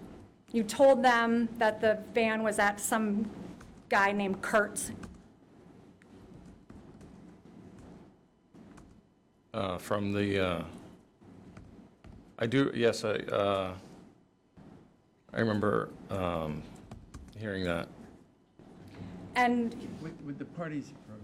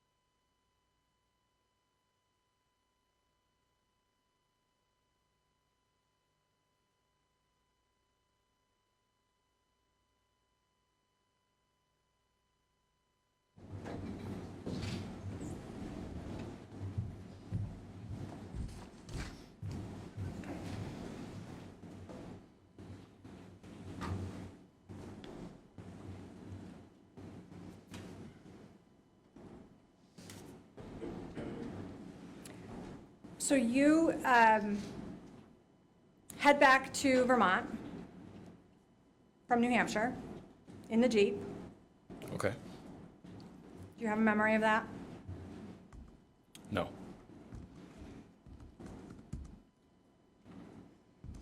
You go to Spencer's. Yes. You text Spencer on the way to let him know you're coming. Okay. You don't remember that? Clarify whether he simply She asked about. Do you not remember? No, ma'am. And you arrive at Spencer's house. Okay. Do you remember that? No, ma'am.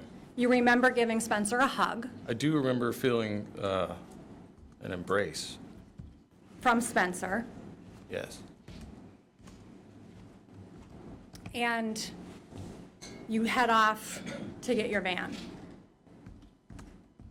That's correct. because you need to move it so that the police don't find it. I had told Spencer, I'm not asking you what you told Spencer. I'm asking you about going to the van. okay, And you go to the van because you need to move the van. okay. again. So Mr. Ferlazzo, do you have a memory No, ma'am.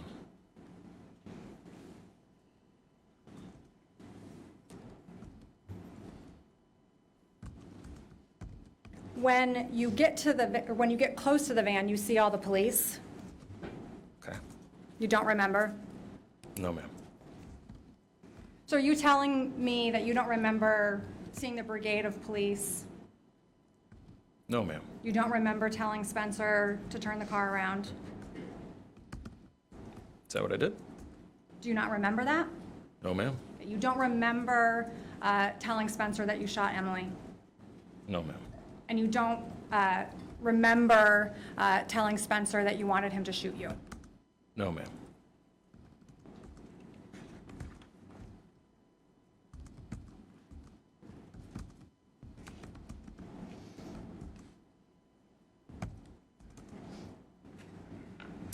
You slept in the woods that night. I don't remember that. You went to Maplefield's convenience store the next day. I don't remember that either.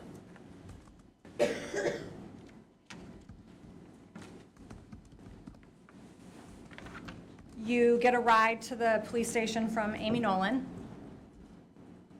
Okay. You don't remember that? No, my memory started to dissolve at some point. I don't really remember anything past Sunday, so.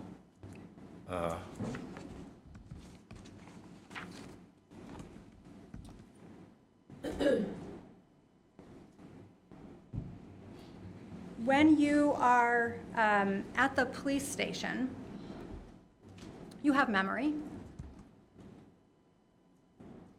What memory? You told the police what happened on Friday. Are we talking about the interview from the video? When you were at the police station on Tuesday at 2:15 in the afternoon, Okay. you had memories of what happened on Friday. I don't have any memory of being at the police station. Would you agree with me that from what we've seen, We've seen videos. that you had a memory of what happened on Friday? We've seen a video of me on a video. And in that video, you are telling the police what you remember. I don't remember talking with the police. I just remember watching a video. And in that video, you are talking about what you remember.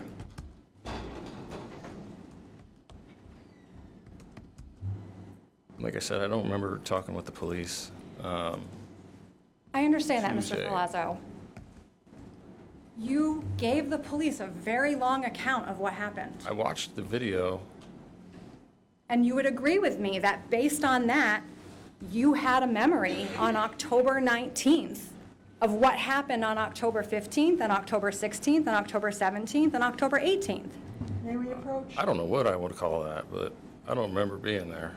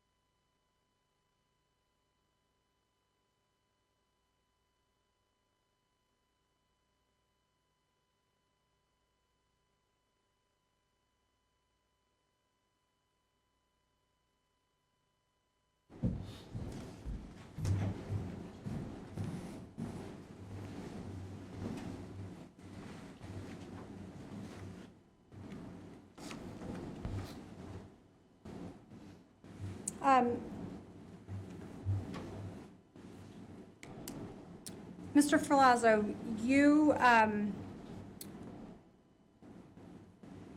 purchased the Glock Yes. in September 2017. Is that, you have a record of that? Do you remember purchasing the Glock in September of 2017? I don't remember when I got it. Do you remember going to Perro's and buying it? I remember going to Paris. I don't remember when. And we can agree that September of 2017 was 2.5, 3 years before you met Emily? I met Emily 2018 for the first time. Well, before you and Emily started seeing each other romantically. We're talking about, did you say September of 2017? Well, that's what I said a couple of questions ago, but you and Emily started dating in the spring, summer of 2020. Okay, yes. Is that true? Yes. And you purchased the Glock before you met Emily Yes. at Perro's Correct. in Waterbury Correct. in 2017. Correct. And you purchased the Taurus in 2018. Do you have a record of that? I don't remember when I got that one. You got it at Perro's? Did I? No, that doesn't seem right.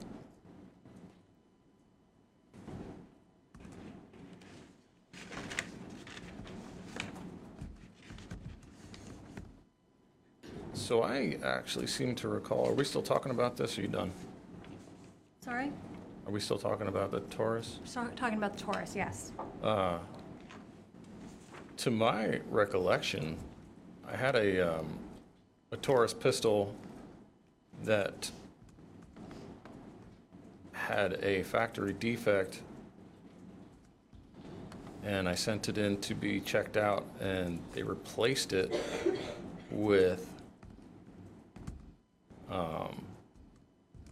the Taurus 9mm that you're talking about now. What year did you say that Mr. was? Ferlazzo, is that your information, Richmond address? Can we have this identified, please?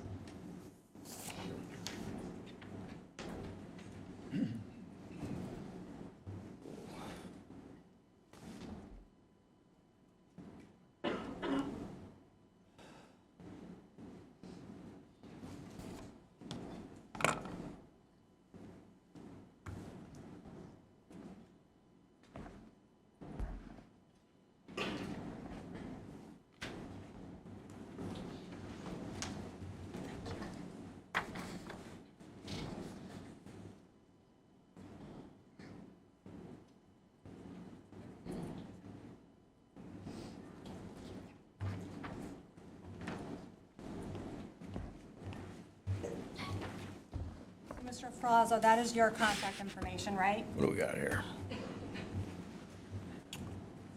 This is marked as 140s. I can help you, Mr. Ferlazzo. Down here in the bottom here, this is your contact information, right? I'm reading this paper that you put in front of me.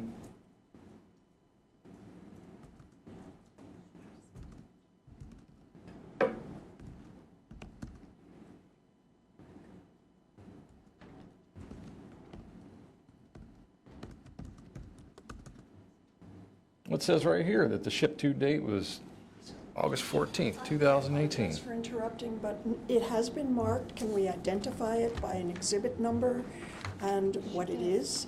So it was, you may not have heard, I did it quietly, and I'm sorry for that. It's exhibit number 140, and you can suggest what it is since she's asking. So it's, No, you showed it to me already. I just wanted to identify for the record. and the purchase date is August of 2018. Correct? I saw a ship-to date that said that. Is it? Mr. Ferlazzo, I'm going to help you. Help me out. Right here, purchase date, Oh. 8/20/2018. Yeah, see, I was looking over here at the ship-to date. So purchase date, 8/20/2018. I see that. Okay? You agree with me that you purchased it in August of 2018? That's what it looks like. And that was before you and Emily started seeing each other. Yes. And all of the hunting rifles in the camper are your hunting rifles. Yes.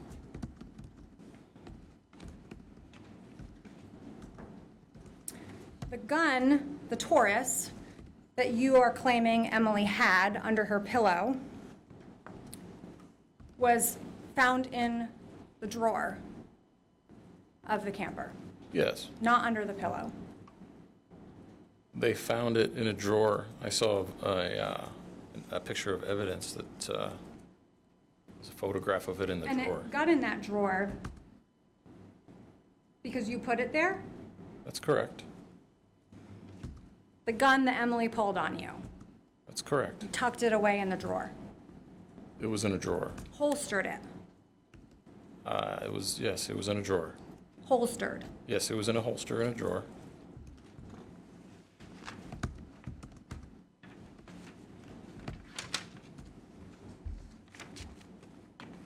Mr. Ferlazzo, you're claiming that you don't have any recollection of really anything after Saturday afternoon. Is that correct? I got probably, it really starts to fall apart like Saturday night, Sunday morning. And you said that when you were meeting with James and Seth at the police department that you hadn't slept in days. Is that right? I don't remember sleeping. You did remember what day of the week it was when you were meeting with James and Seth. From the video? From reality. From meeting, from, We are talking about the video, right? We're talking about reality. Okay.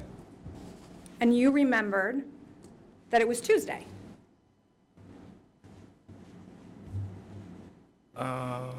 On the video, there was talk of the date. You were able to clarify details for Detective Boris? Do you remember clarifying details for him? Are we asking me about watching the video, or are we asking me what I remember? I'm asking about the truth, Mr. Ferlazzo. You clarified details for Detective Boris. Are you asking me about the video, or are you asking me about what I I'm asking remember? you about the truth. Okay. You clarified details for Detective Boris. I don't remember speaking with Detective Boris, but I do remember watching a video. You clarified, you made sure they had Spencer's last name. From the video. You corrected Detective Boris when he thought that you had gotten to Spencer's house at 11:30 in the morning. You corrected him and said, no, it was PM.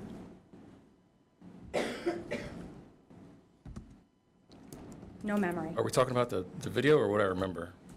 Again, we're talking about reality. Yeah, like I said, my memory started to dissolve, like, really, like, about Sunday, so,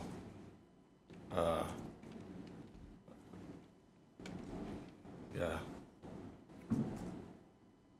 So, Mr. Ferlazzo, we can agree that you lie. Yes, I have lied to people. You lied to Nikki. That's correct. You lied to Nikki and told her that Emily was sleeping. Yes. You lied to Nikki and told her that Emily had run off. Yes. You repeated that lie to Nikki later that night at Twiggs. Well, I don't have the best memory of being at Twiggs. You lied to Sarah Lang about what happened. Yes, I do remember telling Sarah that Emily ran off. And you lied to Jason Lang.